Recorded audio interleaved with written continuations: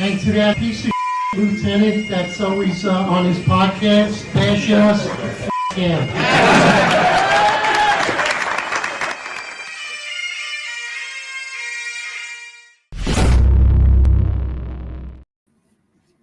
All right, attention to roll call. All right, everybody. Good morning. We apologize for the delay. John and I were busy getting GO'd by internal affairs. Just kidding. Anybody do a wellness check on Juju? Looks like Juju might need a canvas for Juju. Anyway, good morning, everybody. Usually 8:05 live. We had a couple of delays with StreamYard, but we're back on. Tom Joyce, shout out to you this morning, brother. Thank you so much. Already jumping on board coffee and donuts. $20, even though John is lukewarm on the squad. Outstanding, brother. Tom Joyce always dipping his hands in his pocket. We really appreciate it. Good morning, man. I love the squad, Tom. I'm not. I actually miss it. I miss it. I miss going back and forth. I'll do it again. I'll start it again.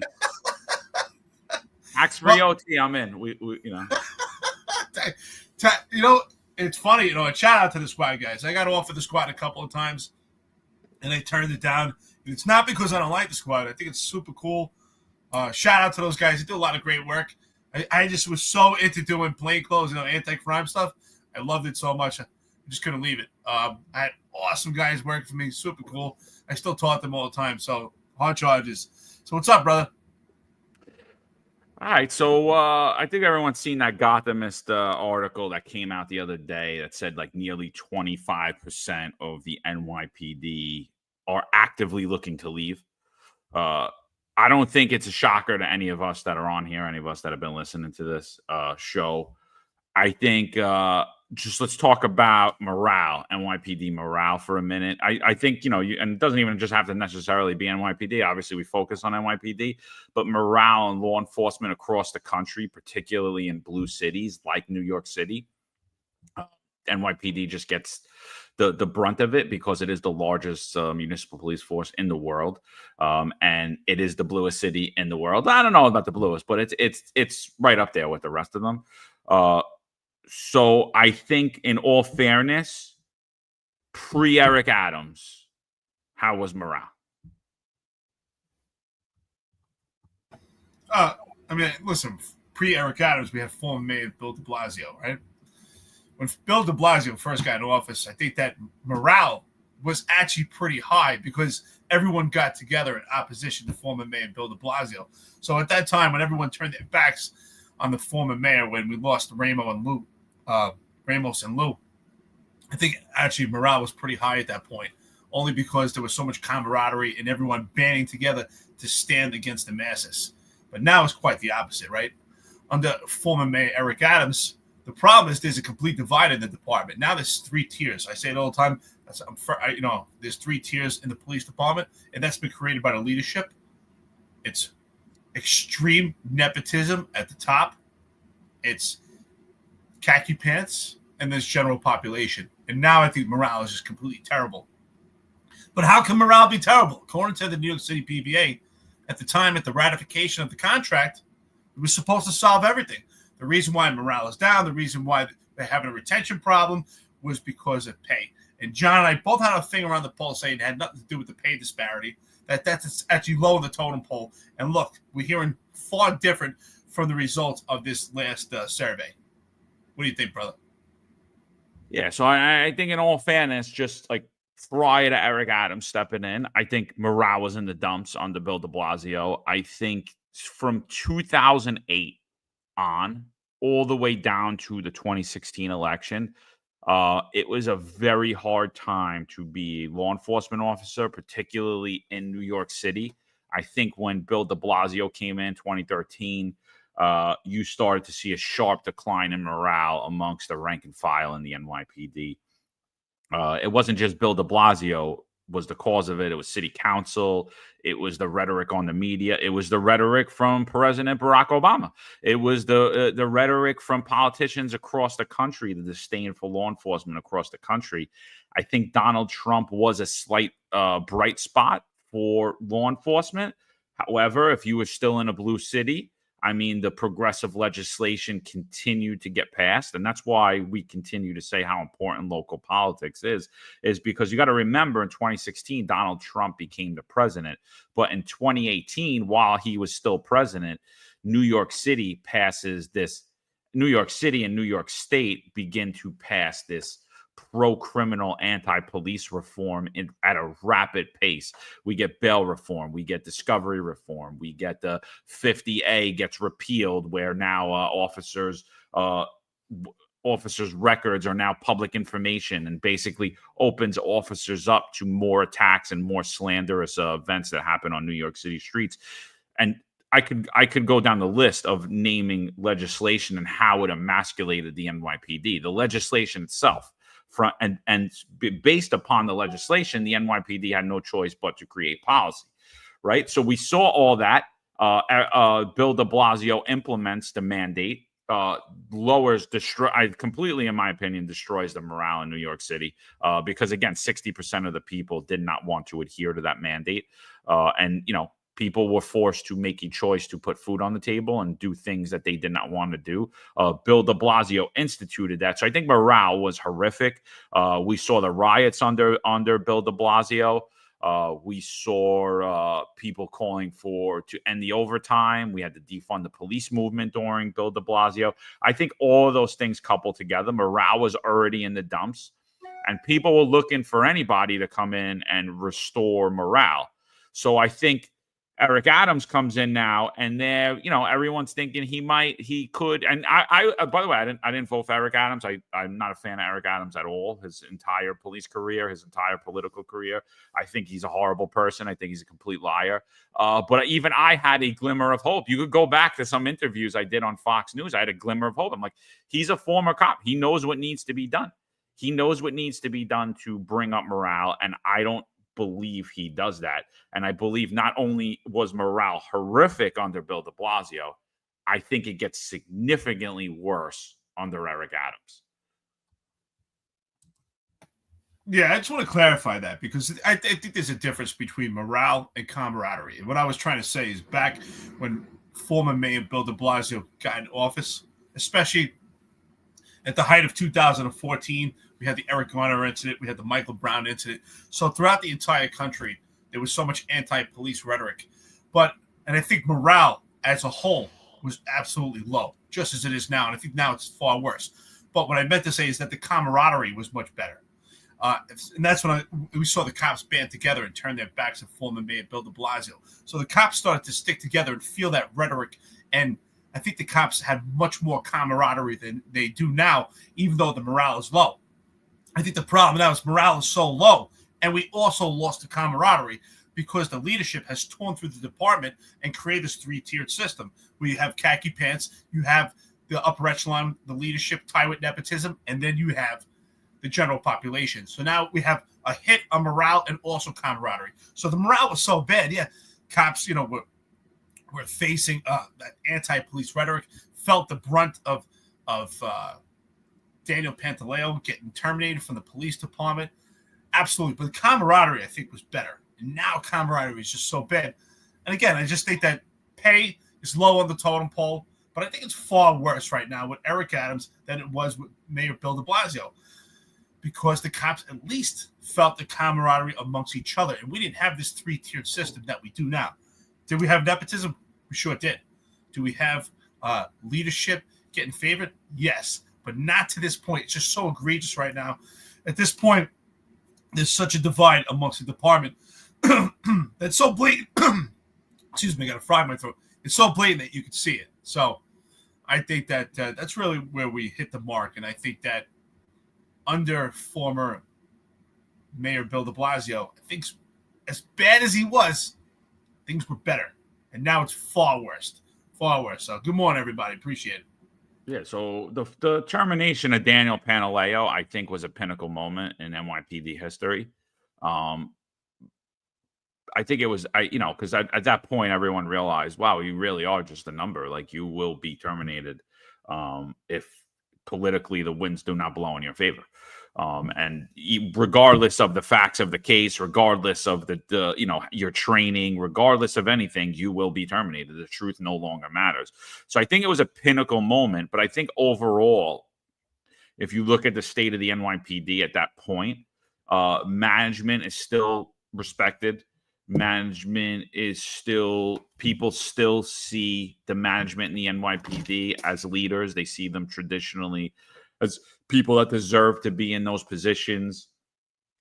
They still continue to believe in the overall mission of the NYPD. And I think that gets basically removed very fast into Eric Adams' administration when he starts to just promote people based upon who he likes, not upon their skill level, not upon their competence, not upon their love for policing or their understanding of policing. So this is Eric Adams in January of 23. Now, I've been speaking about the exodus since the minute I left. It's been a very unfriendly topic for the last 3 years. No one believes it. No one wants to talk about it. It doesn't exist. Even right-wing news stations don't want to hear about it until something like this comes out, this survey. And something that I've been saying since the mandate of how are we replacing this institutional knowledge? How are you fixing this morale? But apparently, and according to New York City Mayor Eric Adams and the leadership of the NYPD, morale's fine. Everything's great. So here's Eric Adams, and this is January 6th of 2023. Sits down with Marsha Kramer, and he's talking about morale, and he's talking about what he's done to bring it up. So here's that clip. But during an appearance on CBS 2's political talk show, The Point, Adams got down to brass tacks. For a mayor pledging to make the streets safe again, he found the de Blasio Police Department sorely lacking. Morale was low. Police officers felt as though they did not get the support that they deserve. Every time their faces was placed on social media, seemed like everyone turned their backs. But during an appearance... So he's making the assertion that he brought up morale.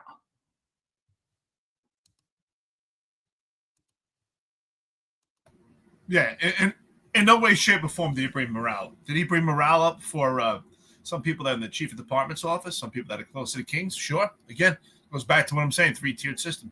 Did he bring morale up for those that are khaki pants because they have certain protections, blanket protections from nepotism? Absolutely. Absolutely. A good comment here from John O. Definitely. The money in the NYPD was never that good. The job was much better than it is today. Absolutely, John O. Appreciate friend of the podcast. Spot on. Money was never an issue. Money was never great. I always felt that throughout the entire tenure of my career, we were always trying to chase the dollar to be comparable, to be on par with another police departments. How do we get on par with Nassau? How do we get on par with Suffolk? How do we get on par with Bergen County, New Jersey? We were always chasing, but it didn't matter. The amenities of the job, the camaraderie, the morale, just being a New York City police officer, having that iconic patch, that iconic shield was enough. It was enough. If it wasn't for money, I don't think any of us would take the job. I could have made far more money out there, and so could you, John. Absolutely. I see all the opportunities now. So we're definitely going to get into the money because that's brought up in this survey. I still think the survey is lacking, and I wonder who funded it. I hope the police department didn't pay for it. I think the survey does highlight some great points in there, but I don't think it goes far enough. I think that no one took a police job to get rich. So the money, although it's great, settling the contracts, getting higher pay is great, as long as you're not taking away their healthcare and retirement like he did, and you're not, we'll get into all that later. I don't want to go down the rabbit hole because I have my own issues with the unions and what they've been doing, not only with the healthcare but with these contracts that they're now fighting to get back things that they signed away on. Same people. So they give away things and they fight for them for the next 5 years to try to get some little stuff back that they already gave away. So it's hysterical to me. It's just, the unions are there to gaslight you. They're just like cheerleaders for the mayor's office and for the upper echelon of the NYPD. So before this, I just want to say, you know who morale is good for? Not Tom Donlin. Those three right there. That's who morale is good for. John Shell, Tariq Shepard, Kaz Daughtry. For those three, morale's amazing. Yeah. For Tom Donlin, Joe Kenny, all those other guys, I don't think morale's that good for those guys. You know, the guys that actually do the job, the guys that actually do the work instead of just do media appearances, go out and party. This is the party police. Tom Donlin didn't know what he stepped into, and now he's coming to find out what he stepped into. But what was I saying on the money? So I've been saying back and forth over and over again for 4 years. Under this administration, we've never seen the amount of people resign, vest, retire early, or retire in any administration ever. In New York City history, in any police administration, and any mayoral administration, whatever the administration you want to call it. Under Eric Adams, we've seen more cops resign, vest, retire early, or retire. And that's a fact. And, you know, although people continuously, one handle in particular, who is, I forget the name of it, but I 100% believe it's John Shell, showed me that the vesting rate actually lowered from 2022 to 24. Gene Lewis, there you go. He stated the vesting rate lowered, whatever. Let's say it was like 40% in 22. It lowered to 20% in 24. I'm like, that does not prove what I just said. And what I said is a fact. And if you need the data, just foil personnel, and they're surely never going to respond to you and answer to it. Or if they do, you're not going to get the proper numbers. So I've been saying this for 3 years. So that was Eric Adams in the beginning of last year saying that. Here is the NYPD talking about morale. You know, they're actually talking about a corruption scandal, but morale comes up real quick in this conversation. John Shell is going to speak on morale. So let's hear what he has to say. Deputy Commissioner of Public Information, Tariq Shepard, Deputy Commissioner of Operations, Kaz Daughtry, and Interim Police Commissioner, Tom Donlin. Thank you so much. We have lots of questions to get to. The first one I want to get off is there's allegations of corruption within the NYPD. You can't crime fight and deal with allegations without being distracted. At least that's what some New Yorkers believe. How are you handling it? These are friends of ours, colleagues, but there's no time out. There's no days off. The city moves 365 days a year. And if you look at the last couple months, we haven't missed a beat. Shepard? As the chief said, we have a lot of work to do. New Yorkers deserve for us to be at our best, so that we don't have time to be distracted. This is what we do, whether it's emergencies that happen in the city or it's an investigation that's ongoing right now. We deal with all of those events, but still are able to keep New York City safe. Talk about morale. You talk about the officers. How's morale when they're seeing so much change happening? The morale is very good. You know, morale's very good. Morale's very good, Eric. Is the morale very good, Eric? Yeah, morale's very good for Kaz Daughtry, Tariq Shepard, John Shell, khaki pants. You know, if you're Dave, who's that clown in the chief of department's office? If you're close to the king, sure. But if you're general population of the NYPD, morale isn't so good. Morale is not good. You know, John Shell, again, gaslighting. Even in this interview, I mean, we talk about nepotism. Even this interview, when she doesn't even announce Tom Donlin first, she announces Tariq Shepard, Kaz Daughtry, and then the police commissioner. So even she sees it subconsciously. The morale is absolutely in the toilet. This is ridiculous. And then I think he goes on just a little further about morale, and I think Kaz Daughtry weighs in on the morale too. So let's hear what let's finish this up real quick. the cops every day put on their gun belt. Our detectives go out every day, and they do their job. And the locker room, if you will, is in a good place. The unions are happy with what we are doing. The locker room is in a good place. So the cops are happy, okay? 25% of them aren't looking to leave. And by the way, I think the study, we're going to get into that study. I think it's way more than that, and I'll give you my reasons why. But the locker room's in a good place, and the unions are happy with what we're doing. What do you think about that? I got to laugh. I love when he said the unions are happy with what we're doing. Of course. They work for you. Yeah. Exactly. They're in bed with the enemy. Pull their appearances. Let's see how quick morale goes with the toilet for the union. Of course the union's happy with you. The union's not fighting for the guys. They're in bed. No problem, boss. Whatever you want. You guys are working out backdoor deals that totally screwed general population NYPD while there's separate amenities for khaki pants and the union is eating like fat rats. Life is great for them. Yeah, morale is good for a select few. I guess general population is not important, John. You have to be in specialized treatment to be part of morale. Honestly, they don't even care about general population. Don't worry about those people over there. They're casualties. We can fill those seats. Khaki pants, unions, these are the people that are important. Morale's according to John Shell, morale's in a good place. The locker room's in a good place. The unions, I don't even know why we're bringing them up. There is no unions in New York City. Like I said, they are the cheerleaders for the mayor's office in the city, and they're currently working to have bills passed to rectify things that they signed off on in the past. Okay, if you believe that's working for you, that's fine. Then I say keep doing what you're doing. New York Peace says NYPD unions take the hit, kid. We did our best. Absolutely. Yeah, wait. Yeah, we're going out to lunch. See you later. Take the hit, kid. Pinky rings and coffee. All right, here we go. I remember those Geos getting the kick under the table. What? All right, here we go. Here's let's see what Kaz Dodger has to say about morale.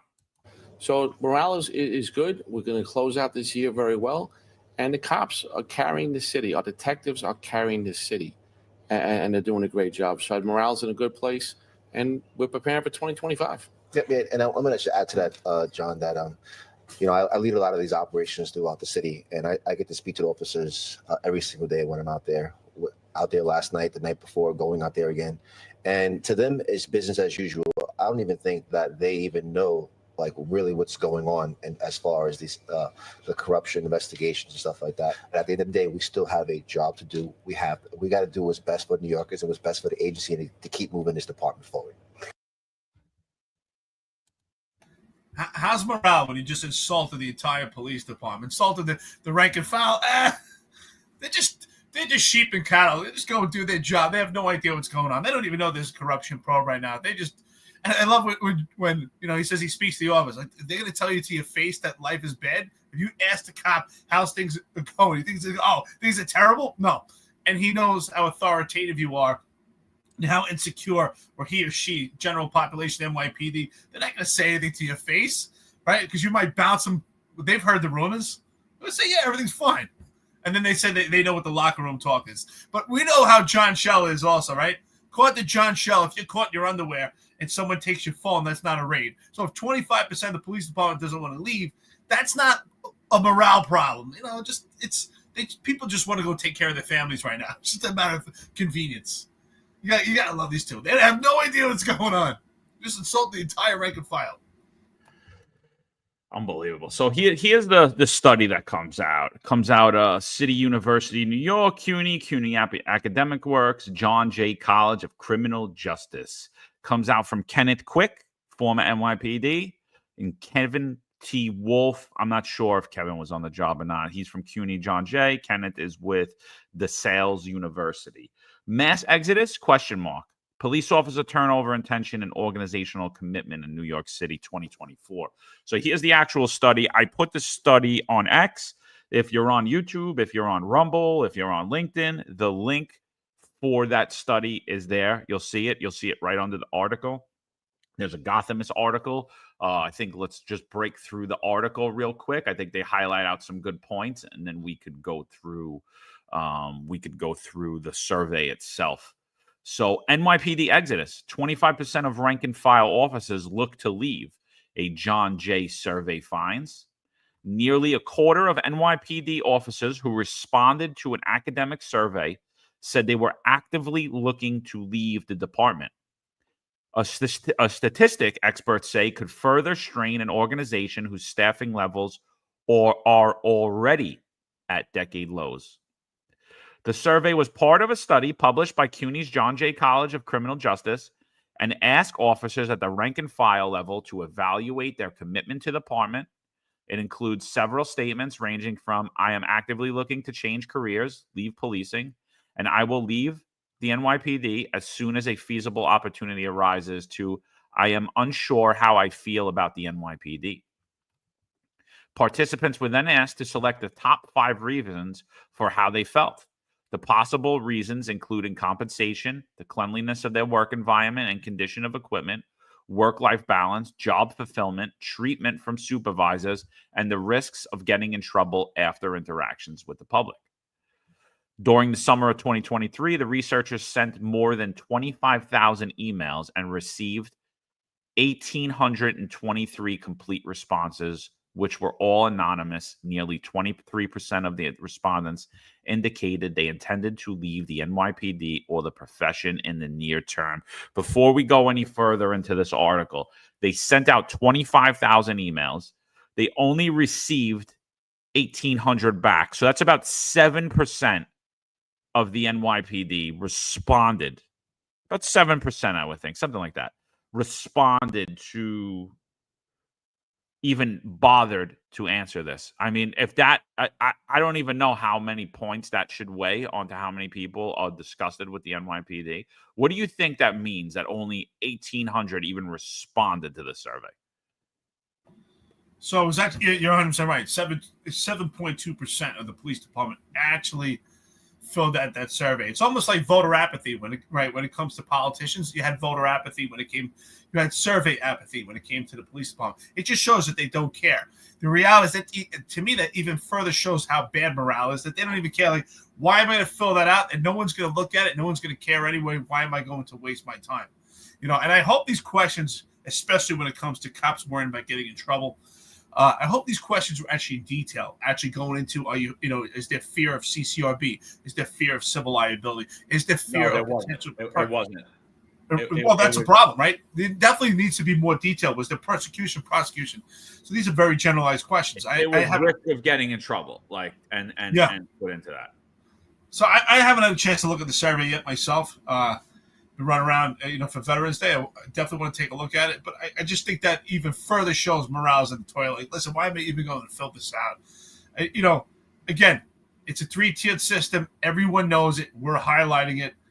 If you're a general population of the NYPD, I just think they're completely abused and mistreated. Not only that, listen, we see it right now, which we'll talk about it further. There's a YouTube video of a female police officer in the NYPD right now that put herself out there. And the point is, whether you agree with her or not, we'll go into it if anyone's aware of it. Bottom line, she put herself out there, talk about the atrocities of the police department. But there is something to understand about what she's talking about, and it's that she's general population. So because she went to YouTube to actually express what's going on with her issues with the police department, will she face potential retribution from the police department because she's general population? While John Shell and Kaz Daughtry take to YouTube and take to social media along with the khaki pants. Again, right there just highlights general population because we know the answer to that. Yeah, so only 7% of the NYPD even responding to the survey. Morale is so much lower, and it's way more. That 23% indicating that they intended to leave in the near, that they want to leave, they're actively looking to leave, is way higher, just based upon the fact that only 1,800 people even took the time to respond. We would get these surveys often, and they would say, they were anonymous. I never believed they were anonymous. Eric, did you believe that they were anonymous? Well, that's the other thing I was going to tell you is, a lot of people don't do those surveys because they can't actually give an honest answer. So they're not anonymous, right? Because they box you in so they actually know who you are, right? When you get to the end of the surveys, and I don't know if they did it with this one, they usually ask, what's your ethnicity, what's your age, what rank are you, what's your age? So you can pretty narrow down and figure out who actually filled out that portion of survey. I'm not sure if they did it with this one because I didn't look at it. But prior surveys that I did do with the police department boxed you in, and they can narrowly figure out exactly who you are. So that's a problem. So you really can't give an honest answer if you're actually giving negative responses. Yeah. The other problem with this survey is, well, I don't think it's a problem, but it's just the way that the survey is. It's captain and above do not take the survey. So it's It's everyone under the rank of captain. So lieutenant, sergeant, and cop take this survey because they're more likely to be on the street and public facing. Not necessarily true all the time because we have captains, inspectors, and even some chiefs who are out there every day. So not necessarily true. But it's just something to note in here. Other thing I think you should note is if you're not taking this survey and you're upset, blame yourself. If you're not weighing in on the things that you would think are wrong, blame yourself. I used to take a lot of, we would do a lot of these trainings and then they would ask you to write something and I would always write and I would sign it, even though they asked it to be anonymous. And I thought, why should it be anonymous?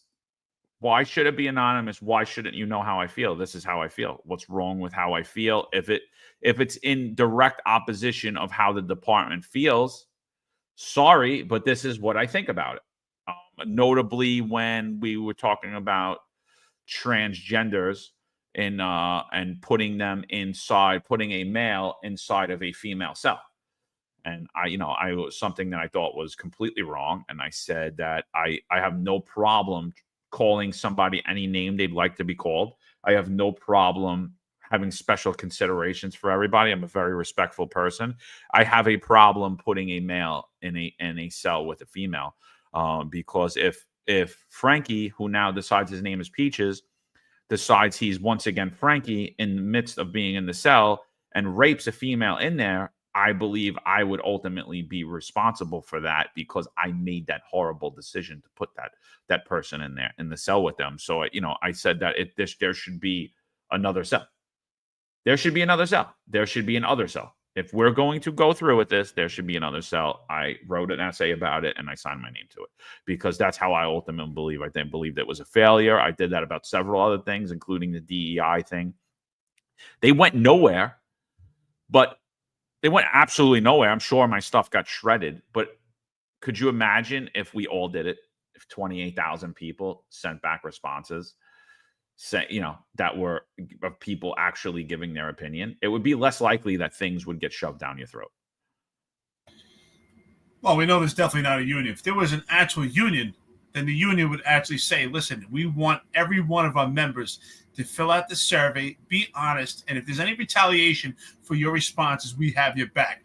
But you're not going to hear that from the unions. They don't want their appearances pulled. The unions are in bed with the enemy. That was laughable. First of all, how does John Shell know what's going on in the locker room? How do you know what they're talking about? You think that they're talking in front of you? Are you actually in these locker rooms listening to what's going on? Are you actually hearing the grumblings? You're not, because the reality is he's trying to change the narrative. Because you know what the locker room talk is? The locker room talk is on this podcast. The locker room talk is the cops that speak with John and myself, New York's Finest Return Unfiltered podcast, about the grumblings, what's going on in the police department. This is locker room talk right here, and John Shell doesn't like it. That's why we see all these fake accounts out here. These fake accounts out here. Prime time of 1, 2, 3, 4. Shout out to you, brother. $10. Coffee and donuts at a podcast. I've been hearing about these bills for years. It's a joke. Shaking my head. Nothing gets passed, but the union kisses these anti-police politicians' ass. Absolutely, we talk about it all the time. The unions are in bed with the enemy. They take union dues from members from different unions within the police department, and they represent it for the unions, not for the benefit of the general population, of the members that actually pay these dues. Look, the DEA had a survey, and we know through rumors, 95% through rumors, through credible information, publicly supported and wanted to endorse Donald Trump.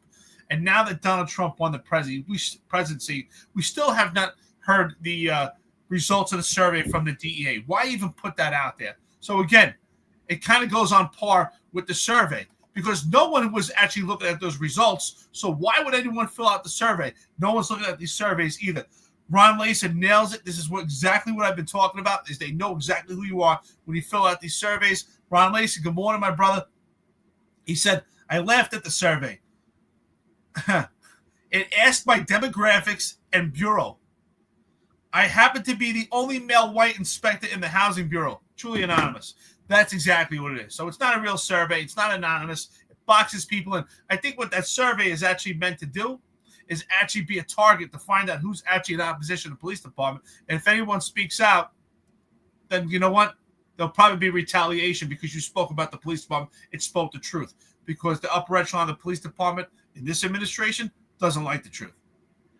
Yeah, Justin Fest says, I don't agree. More people will leave it under DeBozo. Probably not many people applying because of the environment. Different story. I mean, I'm not even going to argue you. It's just a fact. Way more people have left under this administration than any time in history. Even under DeBozo, we never had people vest and resign at a rate that we have. Well, vest is retire early. So it's not anything that I'm defending. It is what it is. It's a complete fact. And by the way, people retiring early, I'm talking inspectors, I'm talking chiefs, I'm talking captains, I'm talking lieutenants. These people traditionally never left. I know lieutenants, not other than myself, that have vested, that were in details as well, that vested. So I'm not like just as a lone lieutenant that left early. Never happened. Never happened. You never seen captains leave early. You never seen inspectors start to run their time 2 years early when they only had 18 years on or 19 years on. You never seen it. So it's not up for debate. That's your speaking feelings. I'm talking fact. More people have left at this time than any other time in history under this administration. Regardless if I like de Blasio or I like Adams, that's just is what it is. So let's go even further before we go further into this. But let's go even further and examine it and just use logic. According to the PBA, at the time of the ratification of the contract, we heard rumors, a lot of credible information, also the communication that we had with the union on social media. And it was all about pay disparity. And yet, I think it was 2008, or was it 2009, when police officers were getting $25,100 to take the NYPD, and people were still taking the job. It has nothing to do with pay disparity. I remember plenty of people that had families, but they wanted to be an NYPD police officer. That was the path. It was a deity. For some, they just wanted to be an NYPD cop, and they figured out how they would supplement and subsidize their incomes because they wanted to be an NYPD cop. I've seen plenty of attorneys, one guy in particular, John, you might know him. We worked with him in Staten Island. He was a chiropractor, did pretty well, and he became a cop because people wanted to be a cop. It had nothing to do with money. So this complete deflection about pay disparity was a complete lie. And unfortunately, I think this survey tells a small tale, but not enough. So, all right. I think it's pretty stark because the thing is officers aren't seeing any light at the end of the tunnel, said Kenneth Quick, an assistant professor of the criminal justice at DeSales University, who conducted the study with John Jay professor Kevin Wolf. Let me take it back. I'm not 100% sure this is Kenny Quick from the NYPD, but I'm pretty sure it is. So I don't want to say that that's a fact, but I find it weird they don't mention that in here. Dissatisfaction with pay, equipment, and facilities, poor work-life balance, and a lack of fulfillment were some of the biggest reasons for those feelings, according to the study. Quick said that work-life balance was the most concerning of all the factors listed, given that officers are increasingly being asked to work overtime. Let's just talk about pay real quick. Are you ever going to fill out a survey if they ask you if you think you need more money, and are you ever going to say that you don't want more money? I mean, and so like that, the unions, I know what they're going to do. They're going to use this as their talking point for the next decade. It's been their talking point for the last 30 years. It'll always be their talking point. They're going to say, everyone's leaving because of the money. But that's not really a fair statement, because if you would have took out the pay out of this survey, I don't think it would matter at all. I still say you would get the same responses. If you took pay out of this survey, do you think that changes anything? Absolutely. I don't think the pay makes a difference. I agree with you. That's what I've been saying. I don't think no one's ever going to fill out a survey like, you know what? The money's, it's more than enough. You could actually pay me less. I'd be fine. It's never enough, no matter what in life. That's why I always tell people. And that's why I know this survey is completely skewed. And it's not accurate reflection of what's going on in the department. I speak to cops every day. I'm not kidding. John, I know you do too. I speak to cops every day. I speak to sergeants. I speak to lieutenants. And especially most of the sergeants and lieutenants, I know they're within 2 to 3 years of retirement. And every one of them says the same thing. I'm building up my time because I can't wait to get out of here. Right? And if I found something better, I'd actually retire and give up my variable supplement. It's so bad that they're not willing to wait those extra 2 to 3 years or to get out at this point. They're buying, they're putting time on the books. There's nothing to do with pay. Plenty of guys understand if they stayed past 20 years, they could probably build their pensions. But I argue, why stay past 20 if you're unhappy? Get out there right now and retire. There's so many avenues in retirement to make money. There's so many opportunities out there to make money. You just have to see it and open your eyes. And there's so many opportunities. And it doesn't matter. That's what I tell people. Can't buy happiness. If you retire at 20 or 25 years on the job, it doesn't make a difference. Inflation eventually is going to come. Is going to impact you and catch up. So you have to find other stuff out there anyway. So retire and make yourself happy. There's no price. There's no amount of money on your time and your happiness. So, that's how I feel about it. Yeah, Ron Layson brings up a great point as well. He says morale in the executive ranks is low. That will directly affect the morale of the rank and file. 100%, man. I mean, so, again, I know chiefs, I know inspectors, I know captains, I know everybody, and people that are still on aren't happy. There are people, like I said, that left early. There are people that left before their time. There are 100%. There are people that are lifers and should have been lifers because their love for the department, their love for the work, their love for public safety, their love for law enforcement, and they're not. And now they're young people out, in the corporate world, like Kenny Quick or other people going into the academia world or going to work for security firms or whatever else. And they should be still working in the New York City Police Department. So I agree that leadership affects everything. If you have a leader who does not believe in the mission, how could he possibly, or he or she possibly motivate the troops to believe in the mission? I think a lot of things are changing when it comes to politics and when it comes to the media, because people are sick of listening to people that they know don't believe in what they're saying. They're just saying it to push a company line or to push a party line or to push something that they truly don't believe in. And why all these indie media journalists and podcasts and politicians like Donald Trump just coming up out of nowhere, it's because it's so refreshing to hear someone who actually believes in what they're saying. Again, if I had a boss, and this has happened to me, I think the majority of my career, if I had a boss and I didn't agree necessarily with what they were saying or their mission or what they thought was right, if they truly believed it, I bought in. I winded up buying in because I'm like, you know what? This guy knows a lot. He's been on the job 30 years. He's been on the job 20 years. Like he's telling me this is going to work. Let me have an open mind and follow through. And more often than none, that person was 100% right. And the way I was looking at it wasn't correct. It's funny you say that. That's actually spoken about in the book Extreme Ownership by Jocko Willink. Talks about that a lot. Like, how do you win? And what he means by how do you win when you're a subordinate or you're trying to manage someone that's above you. And that's win to get over, but to actually have a good relationship at work is by understanding that person, that position, even though they may know less than you in certain aspects, or they may know more, but supporting them. So even if it's something you don't agree with, exactly what you just said, if they believe in it, they strongly believe it. If you support them, they'll support you. So I think that's fantastic. I want to push back on something here. Justin Vest says, so why do cops work pay details? How can we say it's not about money? Well, I think not every cop does pay details.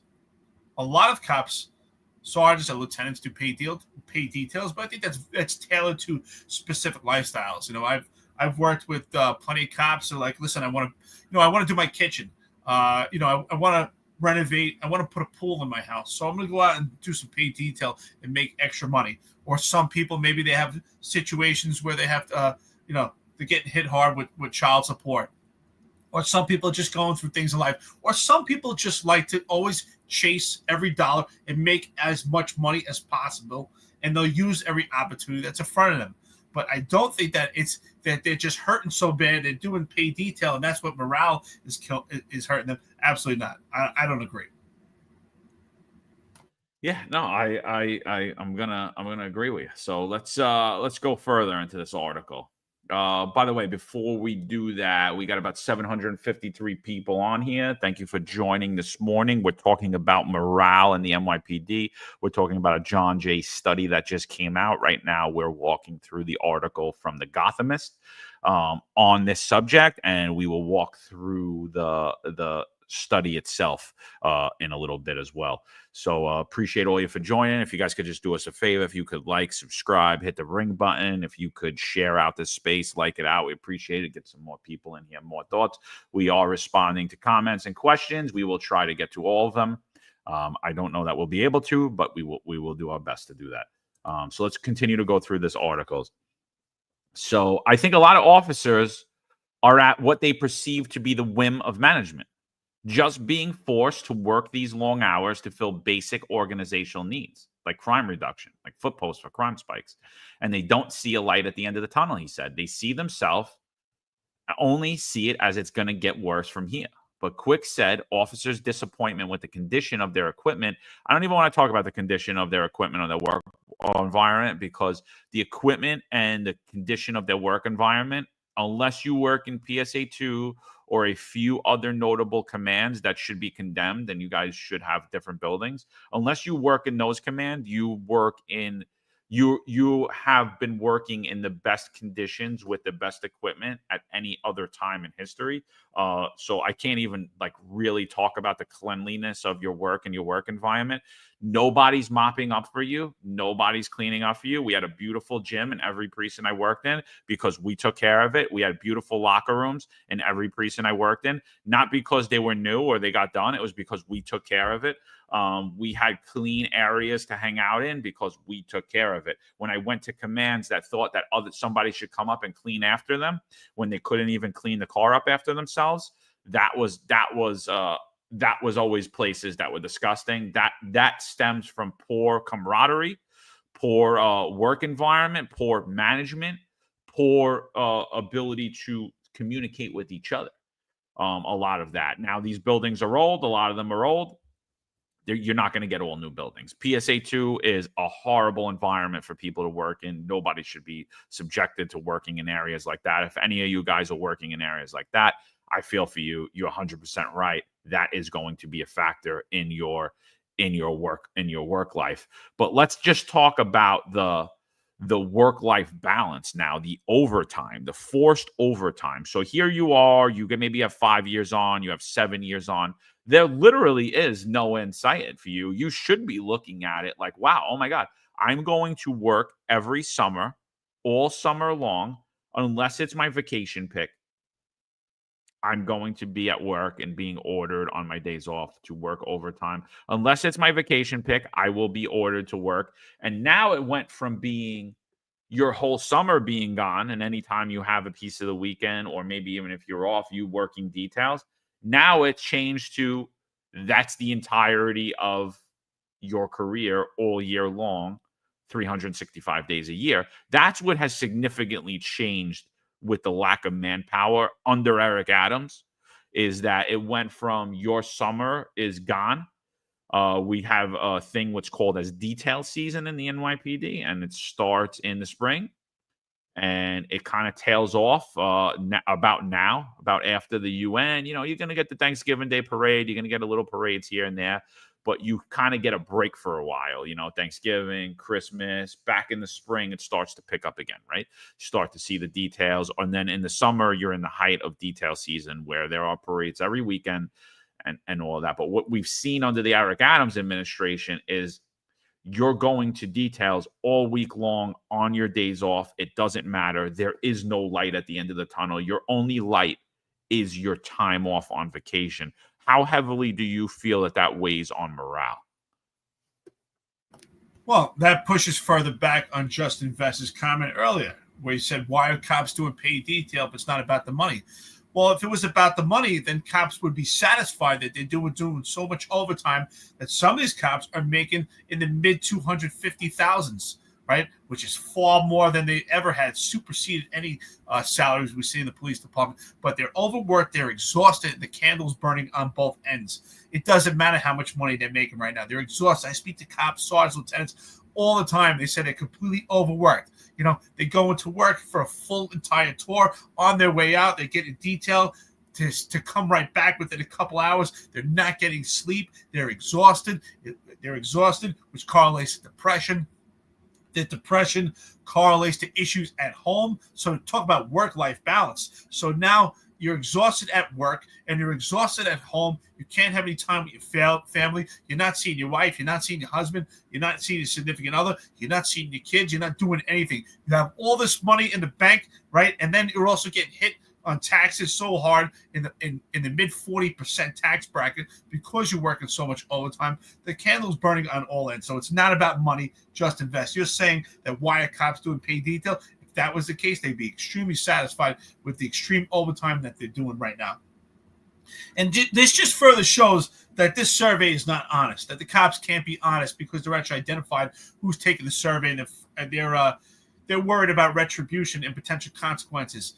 Because when they fill out this survey, we know conditions now are far better than they were many years ago. You're right. If you're working at PSA 2, sometimes these lockers end up in complete sewage. It's disgusting that they have to work under those conditions. And we all know when we work at the NYPD. It's not Suffolk County. It's a bigger department. We don't have these fancy buildings. It's all infrastructure. I think we're all aware of that. And that's kind of what makes you, proud to be NYPD, right? It's kind of gritty. It's tough.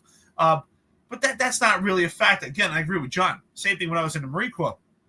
We had the worst barracks. We had the worst equipment, but we kept it immaculate. We kept it clean. And that's where the morale, the camaraderie was because we maintained it ourselves. So sometimes, you know what? There are plenty of cops who are lazy. I would do it all the time. I would clean the office. I would break that, and the cops would see it, and they would help me.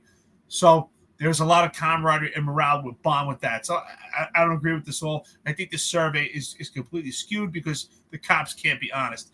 Absolutely not is that at the forefront. I don't believe that they're more concerned with the work conditions than other things. I think the morale, the camaraderie is completely broken because of politicians, media, the legislation, lack of support, fear of getting in trouble from doing this job because there's no support, because you could face civil liability, persecution, and prosecution if you're general population. Because if you have nepotism and ties to the kings, or if you're khaki pants, you're in the upper echelon, you have certain amenities that others don't get because you're not part of general population.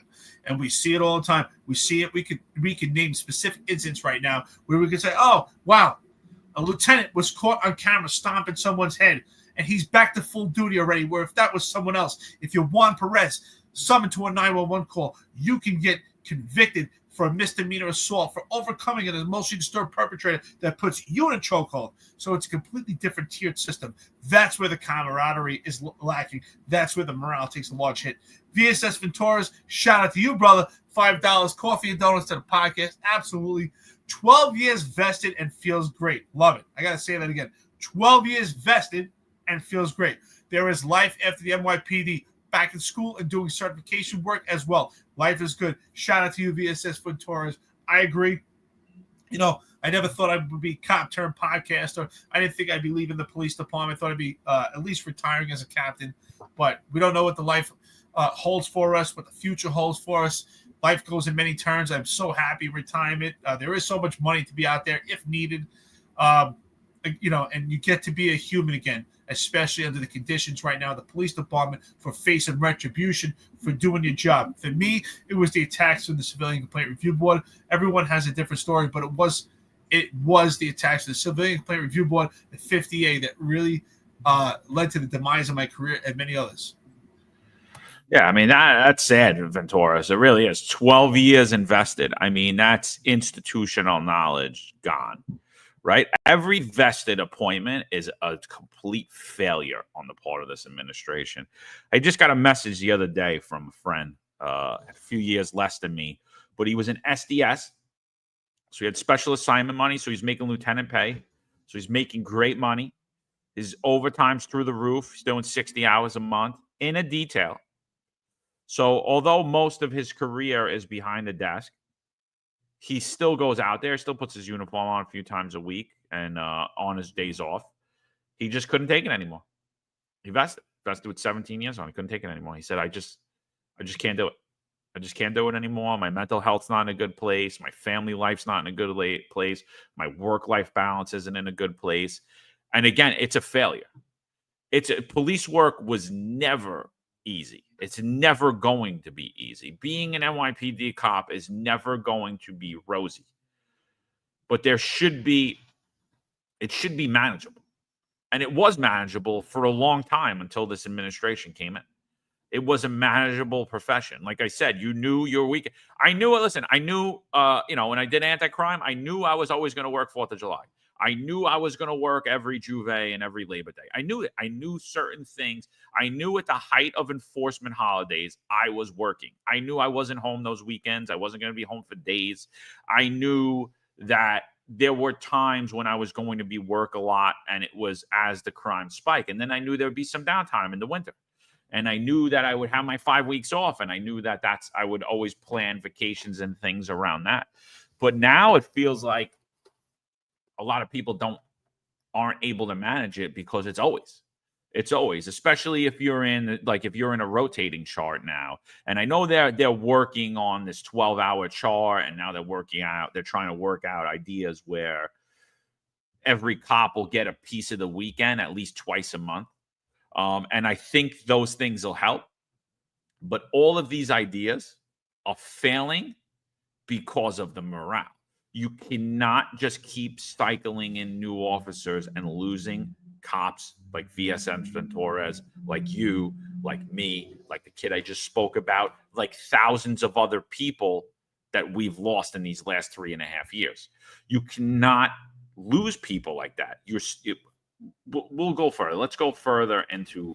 I just want to say, if we go further, you're right. I just want to give a shout out again to VSS Ventores, because you're absolutely right. I mean, here's someone with 12 years experience, and that's why I say we've lost the veterans on this job. So we don't have the veterans on this job to move up in the police department experience and then eventually pass that torch to the young police officers so that they can grow. Because VSS Ventores with 12 years experience left the police department. So you know what? It's the police department's loss, but it's VSS Ventores. It's his gain, right? Because shout out to you, VSS Ventores, because he was able to recognize that, you know what? I'm not happy with this job. I have 12 years experience. I could take my training, I could take my experience and go out and do something else. And he didn't make it his whole story. He made it part of the story, right? He said he's going to school, getting certification. So add that on to already his police experience and go out there and do something else with his life. So he made it part of the story, not the whole story. So shout out to him for being brave and actually recognizing that he wasn't happy and able to move on. And now he's happy and life is good. You know what? Shout out to you, brother. That's what this is about, being able to recognize when it's time for you to go instead of being there and being miserable. And that's where the police department has to recognize, and the unions completely don't care. Because if they cared, they would say, wow, we're losing all these members with experience, good, fine people, and they're out. And we lost all these people that are qualified and trained that can pass the torch. That's a shame. Crazy 10-7, shout out to you. $9.99 to the podcast, coffee and donuts. You know it. The job put itself in a conundrum with massive transit voluntary overtime. If they turn the faucet off, all of Tier 2 eligible personnel will leave immediately. They'll have no choice, all 4,500 of them. Absolutely. Shout out to you. Spot on. I mean, right now, they're there because it's only increasing their potential pensions because they're Tier 2. But absolutely, Tier 2 is the veterans of the job right now who should be passing the torch. But at some point, we're not going to have Tier 2 personnel. It's all going to be personnel that's part of this new movement that are under this 3-tiered system. They're either khaki pants, they're either tied to nepotism, or the general population. And that's what we have right now. It's unfortunate. But right there, I think, is the major contributing factor to morale. So, I mean, if you made the job better, most people wouldn't leave. If you made it actually better and you're like, you might take a hit for a few years, but your runway's long. If you keep cops' runways long, then the overtime wouldn't matter, right? The excessive overtime. But when you beat up people, when you show them there's no ability to actually get promoted unless you kiss the mayor's ass or you kiss Kaz Daughtry's ass or you change his car tire, there's no way to get transferred unless you send a nice envelope up to 357 Pearl. There's no way to get a transfer. There's no way to get a promotion. When you start to beat people up and then everyone's getting slammed by CCRB, unless you're close to a few certain people, and everyone's getting, scrutinized to a level that's never been seen before in the NYPD. When you continuously do that, you shorten the runway for cops. So then if you start to trickle down the overtime, 100% people are leaving, but those people were always leaving. So the people you're talking about now, they didn't even take that survey because they're leaving. That's why they didn't take the survey. They're like, I don't need to, I'm out of here. I'm done with this. I am getting my overtime. I'm getting to my retirement date and I am out. So they didn't even, but that could change if you change the culture. The culture has been increasingly each day, each month, each week that goes by, it gets worse and worse and worse. So that was a little surprising. If you go into another law enforcement agency, some of the police stations, the equipment, what they had to work with is pristine. It's brand new. It's high quality, he said. Whereas in New York City, there's less clean, high quality resources for your average officer who may be taking our survey. I don't know. I see fancy drones. I see fancy transit robots. I see fancy vehicles that say Deputy Commissioner of Operation on them. I see fancy vehicles, $300,000 vehicles with drones tethered to them, artists and artimists or whatever they call them. The results, which were published last month, come as the NYPD faces its lowest staffing numbers in more than 3 decades. As October, department personnel showed the headcount was at 33,475, the lowest since 32,451 in 1990, according to the data from the PBA. The union represents the rank and file police officers. Again, I don't believe those numbers. They must have buffered it with some retired guys in there, invested guys. The study confirms once again that the NYPD's staffing crisis has become a vicious cycle, PBA President Patrick Henry said in a statement. Cops are frustrated and burnt out and leaving in droves, which only makes workload more unsustainable for the cops who remain. Cops are frustrated, burned out, and leaving in droves. That completely contradicts John Shell's statement there. That's weird. I just want to say shout out to Logic's Finest and Vias Venturas for giving me recommendations on military history. I appreciate it. The Vias Venturas told me to read Osprey about Barbary pirates. Love it, brother. Thank you so much. And Logic's Finest gave me something to watch also here. I appreciate it to you. Yeah, listen, again, and it just shows that the upper management, they really don't care about morale. They don't care about morale for general population. They see them as casualties. They see them as replaceable. They don't see that they don't care that there's veterans on the job. The unions completely don't care. I've been saying this for the longest time. The unions only care about themselves. They're so self-serving. John, you said it yourself. Pull their appearances and see the results. Pull their appearances and see what will happen. You know what? They'll retire the next day. And that's what's going on here. And that's the shame about it right now. We have highly trained police officers. We have sergeants, lieutenants that are great. I got a lieutenant, a guy who used to work for me. He's now a lieutenant, hard charger.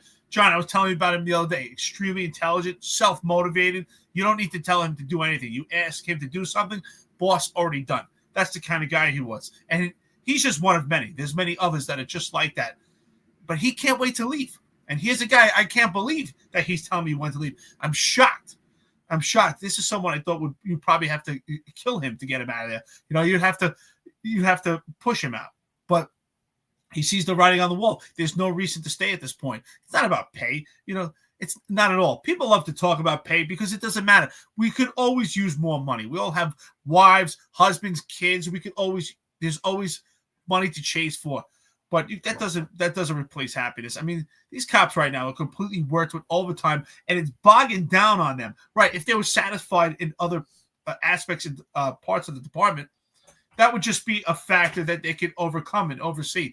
But overtime is so bad right now, just gives them time. I'm sure that when they're having conversations, grumbling about everything else that's going on in the job. Why am I out here working so much, and I could face potential political persecution? I could face potential prosecution. There's no support right now in the police department. I mean, first of all, I think also one of the major contributing factors to failed morale is the leadership in the police department. I mean, we see a police officer involved in an incident, whether he was right or he was wrong. The bottom line, he was involved in an incident where the commanding officer and the sergeant are trying to remove his tint at work. Well, we have all these factors going on.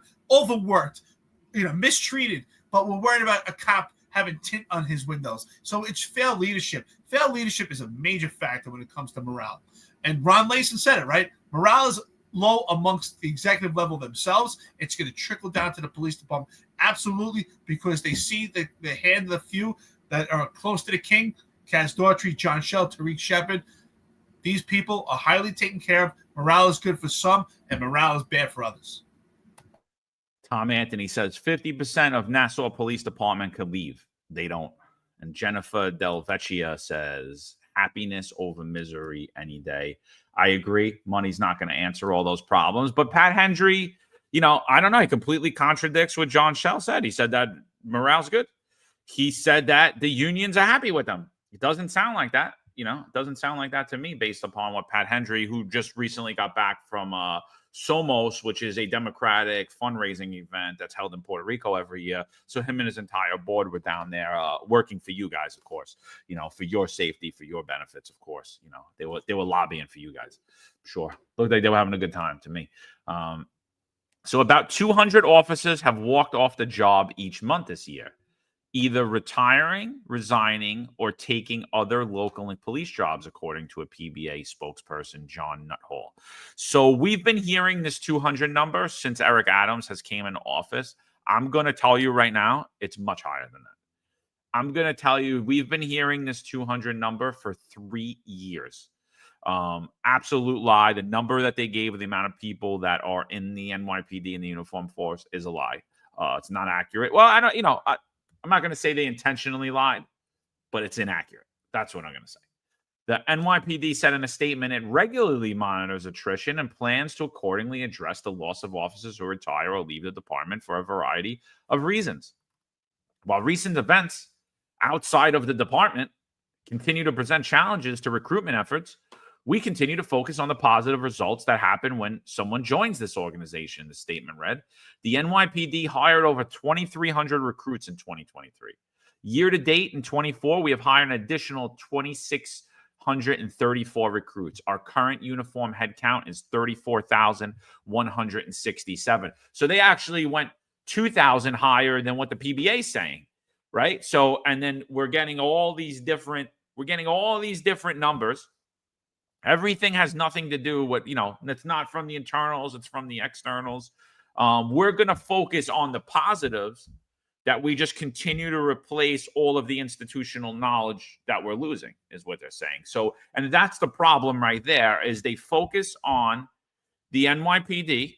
They focus on the top 5 people in the NYPD that are most liked by the mayor. That's the focus of this job, is doing that. They focus on those top 5 people. They focus on the new hires.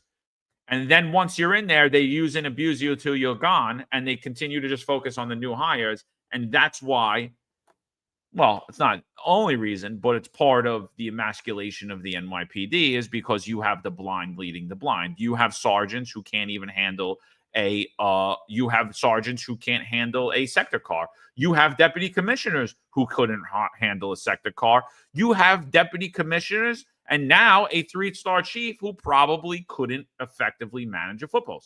So, I mean, that's part of the problem. So Quick said police attrition can cause what he called organizational cannibalism.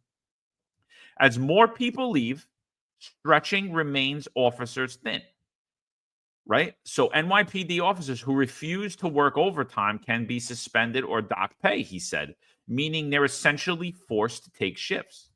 If fewer officers are available for deployment, it could result in parades and festivals being reduced or canceled, according to the researchers.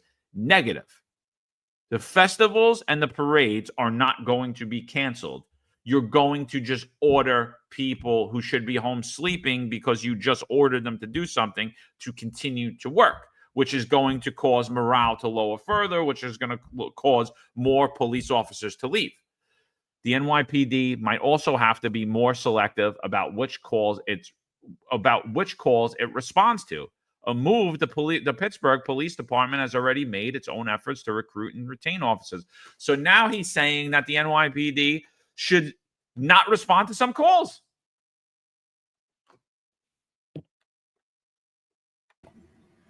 Well, first of all, we know that's not happening because the police department, historically speaking, if we look at the history of the police department, it's always about how much more can the police department shoot, and the police department took on all this extra responsibility. I remember the time, even under Ray Kelly, he advocated, and we ended up starting to respond to carbon monoxide alarms. So, John, if you remember that, prior to that, we didn't respond to carbon monoxide alarms. I remember saying, why do we have to be here? We're not trained in this. This is for the fire department. You're just standing there looking around like, okay, FD took care of it. Why are we responding to that?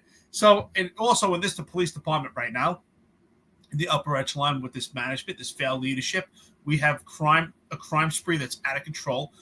There's absolutely no plan that's actually useful for the public and actually beneficial to the police officers. They're burning on both ends, and their plan is just omnipresence and working these police officers. Most of these police officers are so exhausted that they're pretty much empty suits, and they're just standing there out of complete depression, exhaustion, because they're not being utilized properly and they're overworked. These police officers are not even going home. I don't even know what their health issues must be like because of the fact of the way they're overworked. And nobody cares. They're not getting support from the union. They're not getting real support. What is Pat Hendry's answer to support his members? It's to pack courtrooms. So what you're saying is you're just going to prepare and understand that police officers are going to be attacked, right? That's what police officers are fear of getting in trouble for doing their job. So you understand, you're saying that police officers are going to be arrested for doing their job, and you're going to pack the courtrooms. What the PBA did not say is that they're going to take a preemptive strike and fight in Albany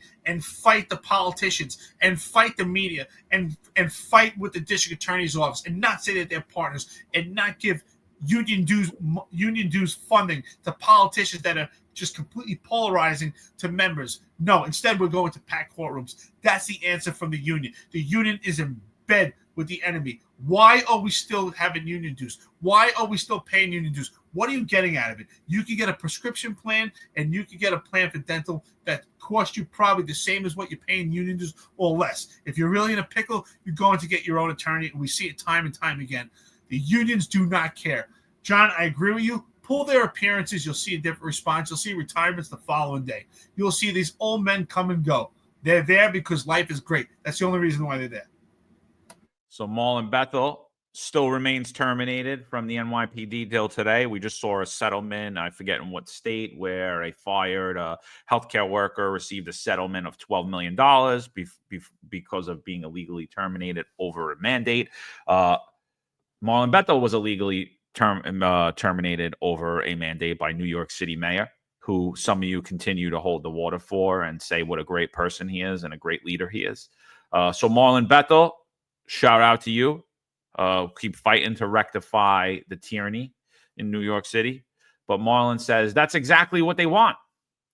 Overworked cops equal early retirement, equal smaller pension, also more OT now, equals more tier 2 retirements now, equals less payroll costs for the city now, equals less life experienced tier 2 cops to question shady NYPD initiatives.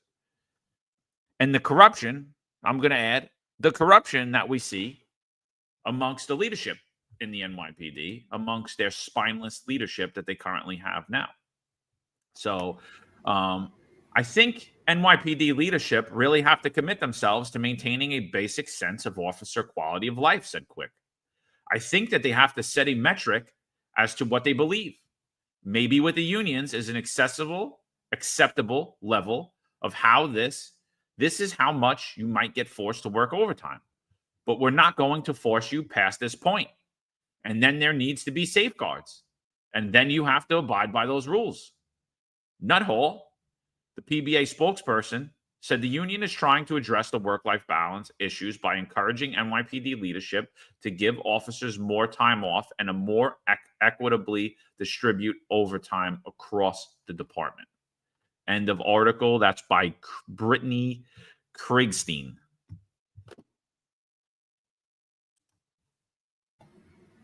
No, honestly, I feel sorry for these cops. This leadership is out of control. I think the nepotism is so bad. I think the nepotism is so egregious, it equates to corruption. And the fact that the cops are being belittled right now, that Kaz Daughtry is publicly saying that the cops don't even know what's going on, that even shows that how morale is in the toilet. That you don't even care to even treat them and give them enough respect to say that, hey, this distraction of this corruption probe does hurt their rank and file, and we're concerned about their safety, and we're putting measures in place to make sure that they get the proper attention, they get the proper leadership, so that they can do their job effectively, and that this corruption probe doesn't affect them. Kaz Daughtry did not speak like a true leader that talks about their concerns for their troops and concerns for troop welfare. What he did was just say, they don't know what's going on. He belittled them, insulted them. So imagine what's going on actually on the job. I mean, John, you and I spoke about that. They're complete tyrants right now and just completely mistreating the general population of police department. But if Kaz Daughtry is willing to say publicly, they don't know what's going on, and willing to insult them and talk and pretty much say that the cops are stupid, how does he treat them internally in the police department? It must be a horrific place to work. That's absolutely terrible leadership to not even admit that a corruption probe is going to cause distraction and be a burden for the rank and file that's on the street, that lost credibility and has lost the trust of the public while their boots are on the ground, fighting a crime spree that's going on here and here, because there is an uptick in crime, and also facing combative tussles with illegal military-age males who have no respect for authority and no respect for this police department or any other police department in the country right now. This is just, it's a horrible. There's so many different factors right now. It's a conglomerate of issues right now, but pay is completely the lowest form of an issue that's causing mass exodus in the police department. Again, who would want to do this job right now? Who would want to do this job? You get completely mistreated. The only ones that want to do this job are khaki pants. And if you say, you know what, you want to go out there and you want to do police work, you want to do intrusive police work, it was always your dream to catch bad guys, unless you're wearing khaki pants, you're going to be on the 50A, your public record will be exposed, and you will far surpass me as the most complained cop.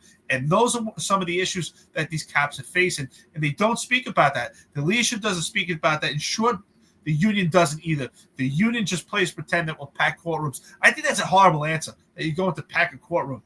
That's all you can say is we're going to stand there and press. How about putting measures in place that you actually help the cops rather than just pack a courtroom? Is that what we need? Is that the answer? That's absolutely ridiculous that was the response. Leroy Watkins says, poor EMTs make crumbs. These cops should be grateful. Leroy, I'm going to agree with you. Well, it's a topic for a different day, but it's an absolute disgrace that our politicians, namely Eric Adams and New York City Council, could care less about EMTs who are out there on New York City streets every day, the same way cops and firefighters are, and they make no money. And I think, it's a horror. It's terrible. And I think, again, if you're going to put in a survey that is money an issue, anyone in every profession is going to say yes, right? Because you're looking to get a raise, right? We all are. That's human. It's human nature. I don't blame anyone for checking the yes. I would check yes. Pay is an issue. Of course, pay is always going to affect your morale. The more money you have, the more ability you have to do things. But when we're talking about people leaving the job, when pay was nothing, when cops were making $16,000 a year, people didn't leave the job like this. When cops were, when starting pay was $25,000, cops stayed out. They waited to get that pay. They waited the 5 years. You didn't see people leave and resign and vest like the way that we're seeing now. So listen, I don't think any study you do about policing or any survey you do is ever going to be perfect. I think there's way too many variables. But let's just look at the questions that were asked. One is, am I actively looking to change careers, leave policing, and I will leave the NYPD as soon as feasible opportunity arises? 2, I am actively looking to get another job in law enforcement with a different agency, and I will leave the NYPD as soon as a feasible opportunity arises. 3, I plan to leave the NYPD as soon as I become eligible to retire. 4, for now, I am content with the NYPD, and I am not planning when I will leave the department. 5, I consider myself committed to the NYPD, and I can see myself staying beyond my service retirement date. 6, I am deeply committed to the NYPD, and I will stay employed with the department as long as possible. 7, I am unsure about how I feel about the NYPD. So 25%, they were actively looking to change, almost 25% shows they were actively looking to change careers and leave policing. And I will leave the NYPD as soon as a feasible opportunity arises. I think that's bleak. And so just on the survey, I think that it's fair. I don't think it boxed in choices for people. I think this is one far end of the spectrum all the way to the other. I mean, I think that there's some good questions there. It's good to have a survey. I think we could always have different types of surveys, different questions. The question really is what will the police department actually do with the survey? That's what really is important. Is this survey just going to be trash? Is this going into the recycling bin? Is this survey going to be meant for retaliation for cops that actually respond negatively? Or is this survey going to actually be looked at and say, okay, let's take a look and see how we could actually improve the police department to make it better for the rank and file, so that ultimately the rank and file has better performance and better production for public safety. How does this correlate together? Will the leadership actually look at this and say, hey, look at these potential issues that are going on? Actually sit with the union and say, hey, this is what your members are saying. What can we do to make this better? That's not what we're hearing. That's what's not going to happen. I don't foresee that happen at all. I think what they're going to do is just completely overlook this. I think this is not going to be looked at all, and no one's going to care. And unfortunately, we've seen it, because I remember years ago, I would say probably a decade ago, filling out a survey and questions about, is CCRB holding you back from doing intrusive police work? That wasn't the wording, but is it holding you back from, I think it was proactive police work. There was a lot of questions about that and different questions. And nothing has ever changed. If anything, things have gotten far worse. And we had substantial amount of surveys going on throughout the years. And cops have repeatedly expressed the rhetoric that causes them to not be able to perform at the highest level because of CCRB, because of politicians, because of optics. And if anything, things have gotten worse. And it's because of the leadership. This is failed leadership of the NYPD. Failed leadership in this administration is taking a huge toll and a huge burden on the cops. I cannot fault them for wanting to leave. I mean, why? What? There's other viable options out there. And what the sad part is what we see is not only are cops looking to leave the NYPD, but they're looking to leave the profession on a whole. So that's what's really affecting the entire country. We've had many police officers throughout the years leave the NYPD and go on to other law enforcement agencies, and that's beneficial for the entire country. But what we see is that police officers, not just in the NYPD, throughout the entire country, are leaving the profession and they're going onto other professions. That's what's sad. We have men and women that are trained, that have the ability to do this job, and they're moving on to other careers. Chief Patrick Jordan says, ever notice most Dem politicians surround themselves with teachers, firefighters, and nurses since 2020? Police are nowhere to be found while campaigning. Actions speak volumes. If you look at New York City, it's not just going to be the Dems. It's the Republicans do the same exact thing. And, and there's a lot of organizations out here that supposedly support first responders and support America and support the military. And they've done the same exact thing. They've distanced themselves from policing right after 2020 because it's politically not friendly. That's why I'm not a big fan of there's a lot of military leaders. There's a lot of people who've written books. There's a lot of people who've started organizations. There's a lot of people who were in law enforcement. There's a lot of people who do great things for first responders there's a lot of actors. They've completely distanced themselves from law enforcement, and that's on all sides. I like I said, I don't think it's just the emasculation of police. I think it's the emasculation of America. I think that it's not friendly to support police. It hasn't been. I think that'll change in the next 4 years. I think people are really getting fed up with that, and you're going to see more of a shift back to respect in law enforcement and in our military. I think as the narrative changes, and then you're going to see the exact opposite. You're going to see both Republican and Democrat politicians now start to align themselves with the police department. I think we're seeing it a little bit more now, but yeah, I agree with you. It speaks volumes, and I see that, and I a lot of even podcasters that everybody listens to. I don't listen to them because you know what? If I don't know where you stand on issues, particularly in 2020, particularly related to the police, your silence spoke volumes to me, and I know exactly where you stand, and I know where you will be when things turn. I know where you will be when things happen unlawful, like the mandate. You'll just pretend like nothing's going on. So it's a problem. It's a problem overall. So this particular survey, it looked at 6 domains, right? It looked at financial, compensation, salary, health benefits, vacation time, retirement benefits. I personally, if I did a survey, I would take that out. I wouldn't even do it. Environment, cleanliness of work environment, and conditions of employment. I would take it out. I wouldn't even do it. Always been, NYPD's always been a grimy place to work. People didn't leave. The pay's never been great. People didn't leave. I would take those, for those reasons alone, I would take out those. Fulfillment from work, or lack of fulfillment, promotional opportunities, current assignment, and coworker relationships. I would think that is morale.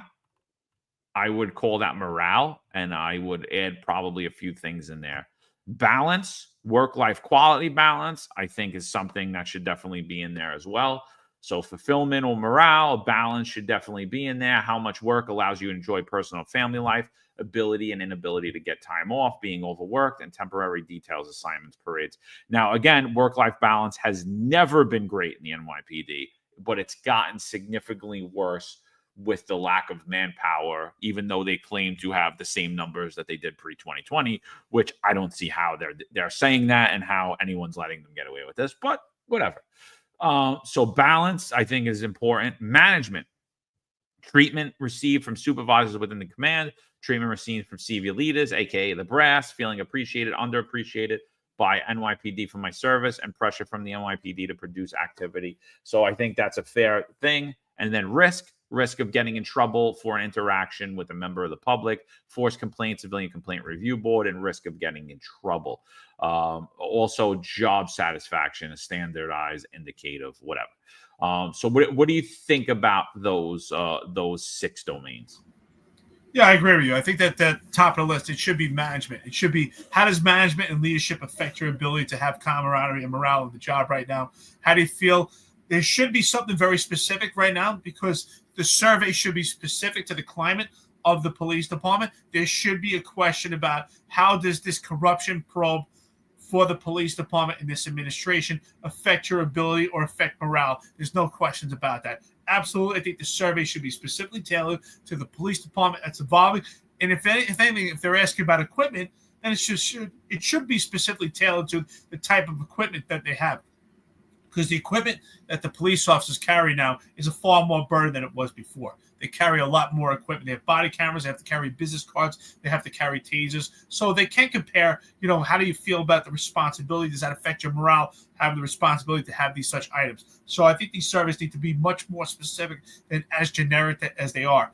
I think that leadership is the biggest contributing factor, along with the suppression of politicians, legislation, and of course the fear of doing your job from CCRB and actually potential persecution and prosecution. We see it on a constant basis right now. Juan Perez was convicted of a misdemeanor assault. Provenzano had to face a trial. We have Kenny Victoria in the South Bronx right now. It's facing 2 cases under indictment. and this is what police officers are facing for doing their job.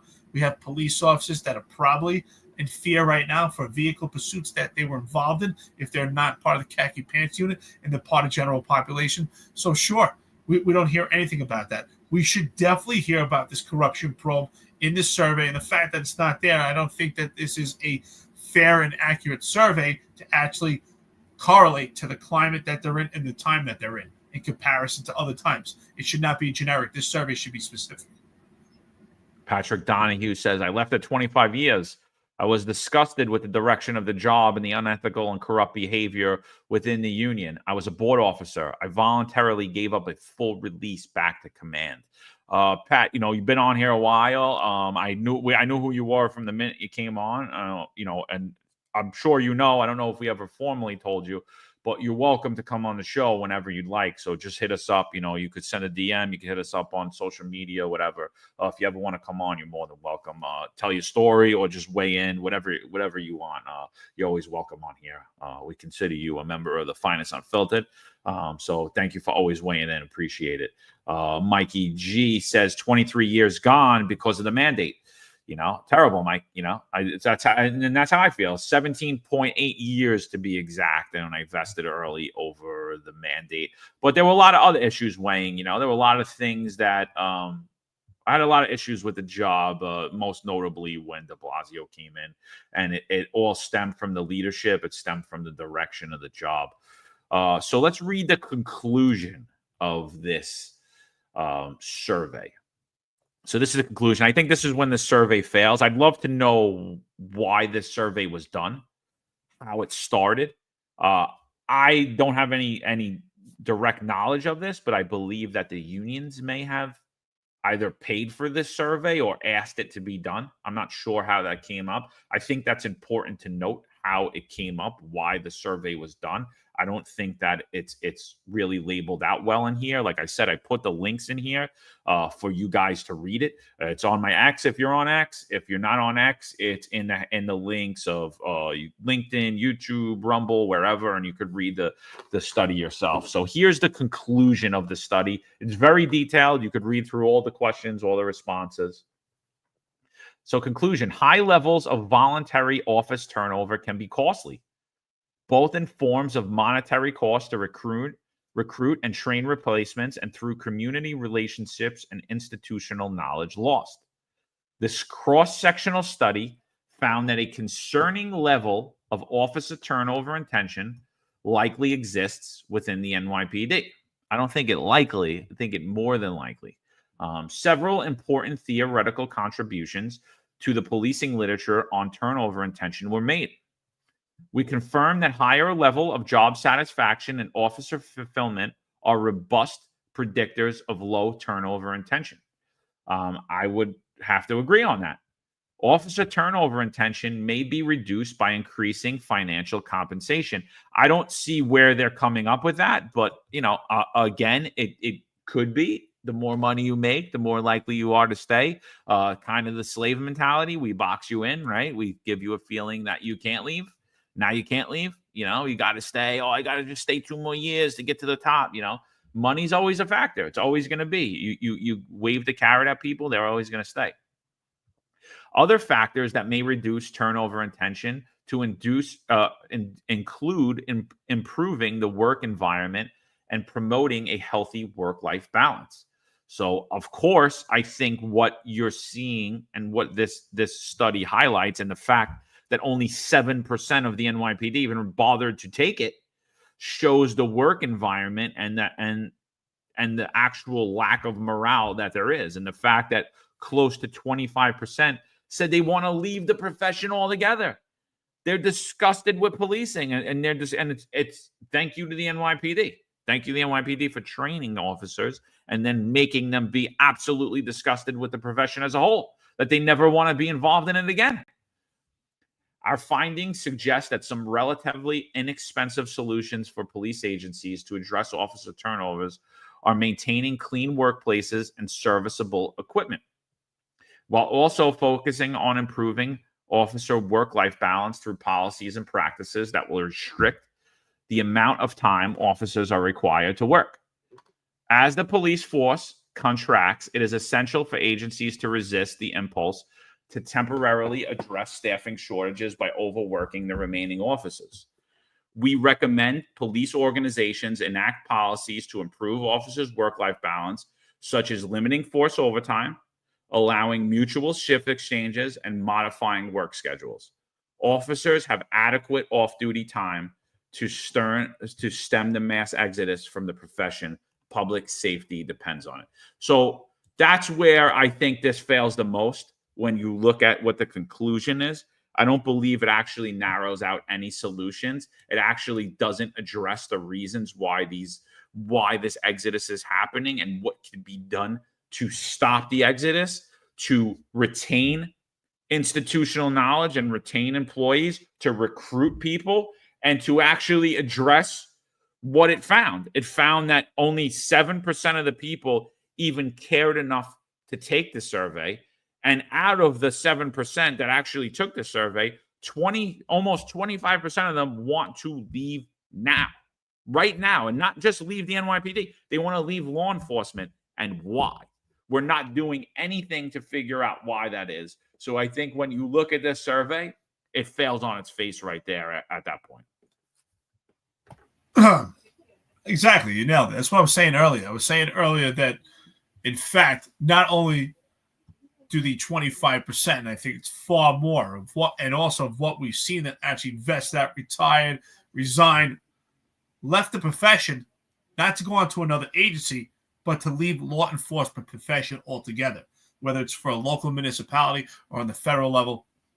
We see that people just want out of the profession. They're disgusted of what they saw internally. And that's, again, I say is the biggest contributing factor to the breakdown in mental health is what goes on internally. It's the internal pressures of the NYPD. And I'm sure other police departments mirror the NYPD. But it's the internal pressures of law enforcement in this climate right now under the failed leadership that we see in the NYPD and throughout this entire country, because we have weak leadership that has been put in place by these Democratic politicians, their appointments to follow and pander in this woke movement. So we're getting rank and file that does not want to do this job. And what does that also hurt? So we're not talking about the root causes here. Not only is morale and the lack of camaraderie lead to people actively leaving the department or leaving the profession altogether throughout this entire country, but it hurts recruitment. The best tool that we have for recruitment is the members within, to use their word of mouth to say, hey, to my son, to my daughter, take this job. Here's why. To my neighbor, to my friend, to my fellow service members, become a cop. That's the most powerful tool, is the word of mouth, the word of others to say, hey, take this job. It's a great profession. And I think we've all heard it before. Hey, become an NYPD cop. Become a cop. You're not going to make a lot of money, but it's a great job. Look at all these opportunities you have. You have a pension. You're going to have days off. And that's what we used to hear. But you don't hear that now. You're going to have money in your pocket, but you're not going to have any time off. And it shows you that money is not at the top of the list of importance, because you would think if that was the case, everybody would be so happy. We're working till the wheels fall off and we're all making money, but that's not what's important. That is why I think that one point is a very good portion of the survey is the work-life balance, because it shows that money is not the most important factor. It's the balance that, hey, you're working enough to make a decent salary, but you're also working to the point where you actually have and enjoying your home, enjoying your family. I mean, right now, you got police officers that work in the Bronx, and they can't afford a house in Westchester. So then they look in Rockland County, and then eventually they get pushed out to Orange County, and they're driving 70 to 80 miles to work. And then they're working 12-hour tours, and then they're coming back within a couple hours, and they're exhausted. And they can't afford to live in the city, so they live as far out as possible. And that's really what's going on here. And they're never home. They're never home. They can't even enjoy. Most of these cops don't even know what their homes look like. So what kind of family life is that? Never seeing your kids. I mean, you're rushing back and forth. They probably don't even have time to clean their uniforms. It's morale is at an all-time low, and they're not addressing exactly what you said, John. They're not addressing the root causes. Like, how do we get here?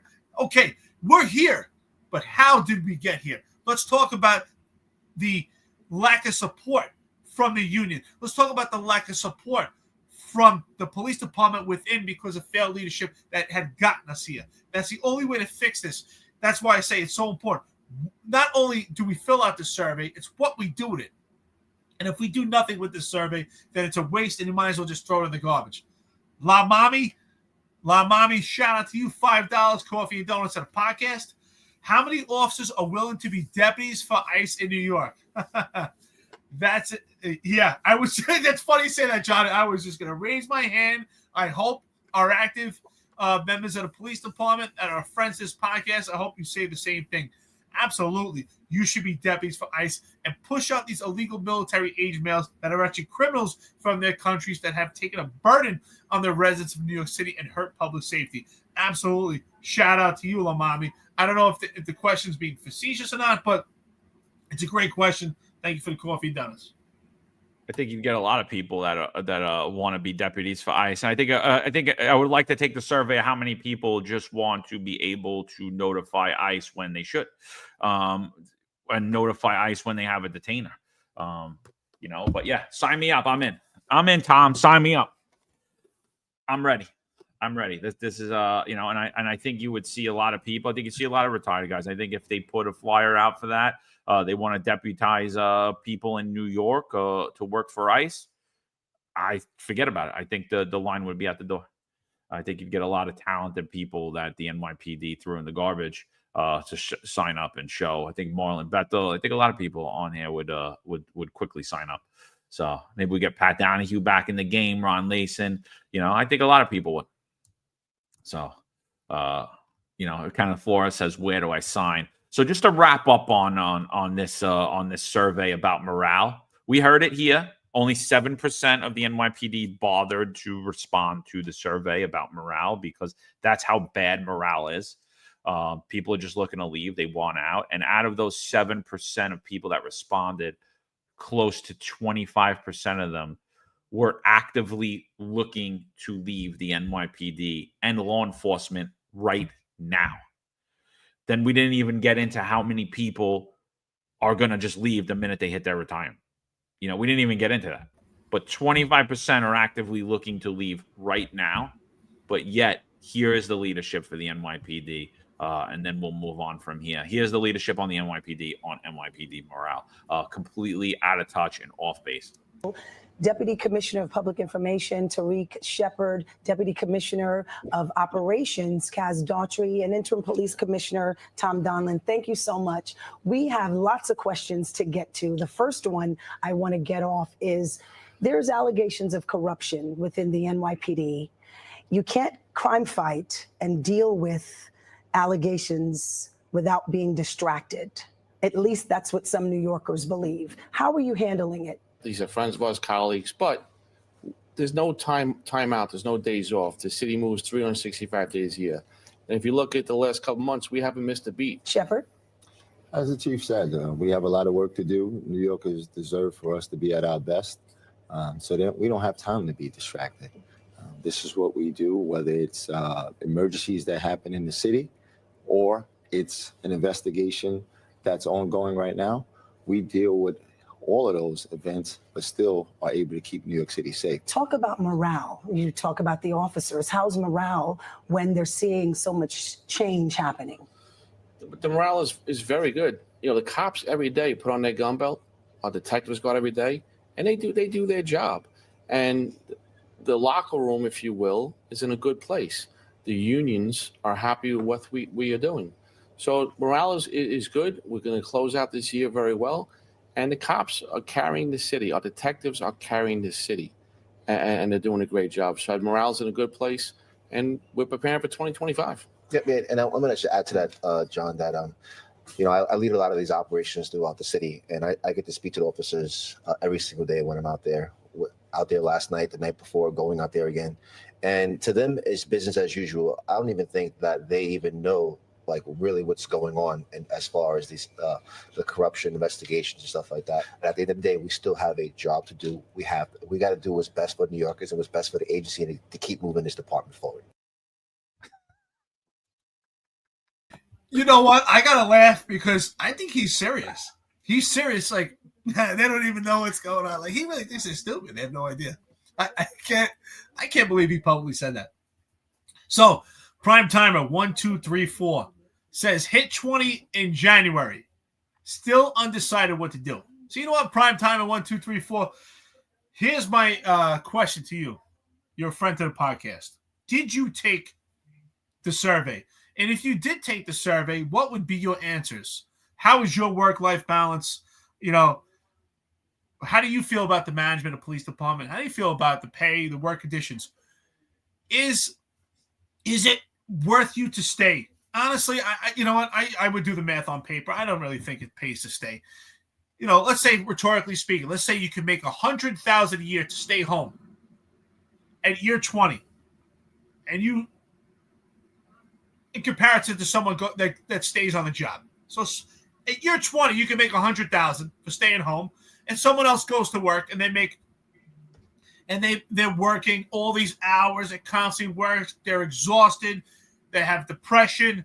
They're never home, and you do that for 5 years. And let's say at year 20, now you gave up $500,000, right, for not coming to work.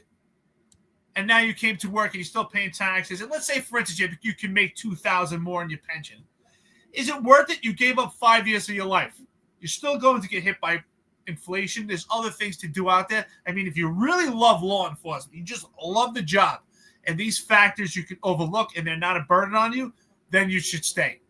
But if it's going to be just a part of your story and not your whole story, there are other avenues out there. I can tell you retirement. Life is great. You can get to be a human again. I enjoy traveling.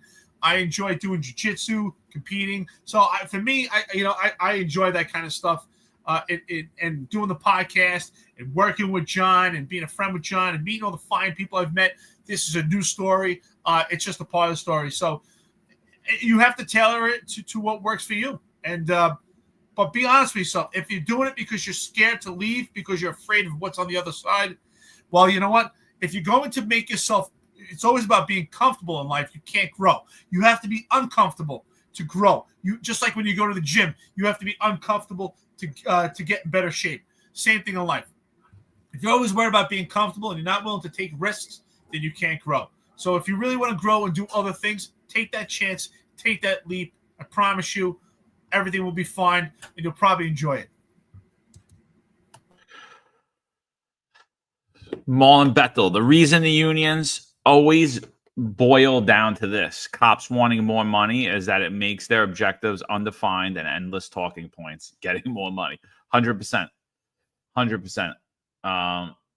And then Logic's finest. John, my point earlier was money is important, but it's not number one. That guy was being crazy. Yeah, 100%. I mean, I think we've nailed that down over and over again. I know people that came on the job $16,000 a year, and they didn't win it anyway. They stayed 30 years, some of them 25 years, whatever it was. I know myself, Eric, I was looking to do at least 25. I believe Eric was, and I think most of the people I came out with were looking to do 25 years. And if you speak to almost everybody that I came out with at this point is retired. So, and it's crazy because they're all young. They're all in their early 40s. Wild, wild. Institutional knowledge gone. People with great, tremendous experience. Just knowledge that can't be replaced. It just can't be replaced. You can't lose a guy like Pat Donahue. You can't lose a guy like Eric Dim. You can't lose a guy like Marlon Bethel and think it doesn't have greater impacts than just financial. Impacts morale amongst the rank and file. It impacts the training of the newer officers that are coming in and the newer leadership that's coming in and the new union representation that's coming in. It's just the ripple effects, you can't even put a number on. You can't put a number on it, and that's what's happening in New York City and in the NYPD. You're losing people that you just can't lose, and nothing's being done to address it. A video I want to bring up. This was the other day from Roosevelt Avenue. We spoke about the Roosevelt Avenue operation. It looks good. Roosevelt Avenue looks much better than it had in the past.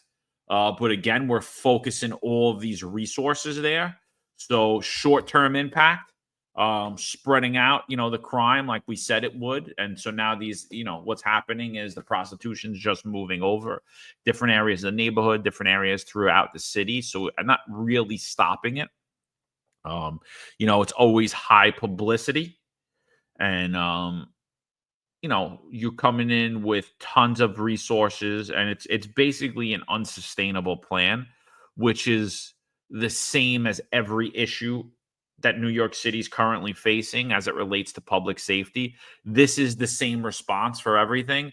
We go there, Kaz Daughtry goes there, John Shell goes there, they bring hundreds of cops with them, they spend millions of dollars to address that one area. They bring their social media team, they do highly edited videos, they do all these media press tours, and it has a short-term effect that's immediately once this operation, this 90-day operation pulls back, it's gone, right? Everything that was complained about will return again. We see it when it relates to the subways. We see it as it relates to robberies, to burglaries. We're not addressing the core issues. And again, they're not even arresting anyone that's committing these illegal actions or prosecuting anyone that's committing these illegal actions. So obviously, you're not identifying the root cause. You're just sweeping the dust away, waiting for the wind to blow back. That's all they're doing. So this comes out on 10:30. This is from Devin. I'll get you the name of his YouTube channel, but he's an indie reporter. He has I think it's Queens Now, at Queens Now on YouTube. This video is from, and I'll get you Devin's whole profile so you know where it came from. But he interviews Kaz Daughtry and John Shell. Listen to what Kaz got to say. Just curious what you guys think about this. My name is Kaz. First name is Kaz, K-A-Z. Last name is Daughtry, D-A-U-G-H-T-R-Y. I am the Deputy Commissioner for Operations in the NYPD. John Shell, C-H-E-L-L. I'm the Chief of Patrol, NYPD. Perfect. Thank you, guys. So can you guys just talk about what happened here just now today? As what you see right now is about a week ago, there was the mayor was hosting a community roundtable for the Filipino community. Chief Shell attended that roundtable. One of the complaints was raised by one of the residents from this neighborhood, and she was very concerned about prostitution in front of this very same location. As myself and Chief Shell, we did a press conference earlier at the marathon. We decided to come down and check on the progress because we've been here for about 2 weeks now. As we're walking down Roosevelt Avenue, we have seen scantily clad dressed women in front of this location. Doors open, walk aside. Right in front of my presence, there was a sex act being committed by 2 females and 1 John. The complaint was right on the money. She hit it right on the money. This is exactly what she was talking about. Now we got our multi-agency task forces here right now, the Department of Buildings, sanitation's here, as well as FDNY. They're inside right now conducting an inspection, and they already found multiple violations, and most likely this place will be, a vacate order will be issued for this place, and this place will be closed down. Complaint was promises made, promises kept. John? My name is... What do you think about that? So I said this before. I've been pretty adamant about it, right? I've been talking about this for a while. This is just pure displacement. This whole media circus, it's a big joke. All they're doing right now is they're actually causing more of a problem. It's almost like anybody ever had a problem if you get ants in your house, if it's raining, you get ants, and you spray the ants. Well, guess what? They just come right back. They'll leave momentarily, but they come right back to that spot. If anything, they'll scatter to more spots where you actually need an exterminator to actually get to the root of the problem and bring them all to the nest. That's what they need to do. Address the root of the problem. The root of the problem is the illegal military-age males, your gang trend de Aragua. You have cartel actually doing human trafficking and pushing this. And all they're doing is displacing. I think the cartel is probably laughing at them right now. And they're causing more pockets throughout the entire city. Them putting on this show. Of course, when you're there, nothing's going to happen. They see you there. They see a giant media tour. They see a large presence. They're just going to move, but you're not stopping it. At no point. This is absolutely ridiculous. This is just a huge joke that these two clowns want to be involved in everything. That's not real leadership. Real leadership is letting people do their job and giving them the authority to do their job. But these two just want to be in everything. They want to be involved in everything. They want to have their picture there, all stage photo ops, just media. It's nonsense. It's not working. This is actually going to cause much worse of a problem because now they're going to displace it, and it's going to spread throughout the entire city. And we see it already. If anybody saw recently, they're having a problem in Brooklyn right now, which is reflecting what's going on Roosevelt Avenue. It's the same thing. So they're actually making the problem worse. This short-handed Band-Aid will cause a much bigger problem. They're not stopping anything. You write a couple of summonses for building violations or permit violations. That's about it. Completely displaced. It's going to be spoils throughout the entire city. These two are a bunch of bums.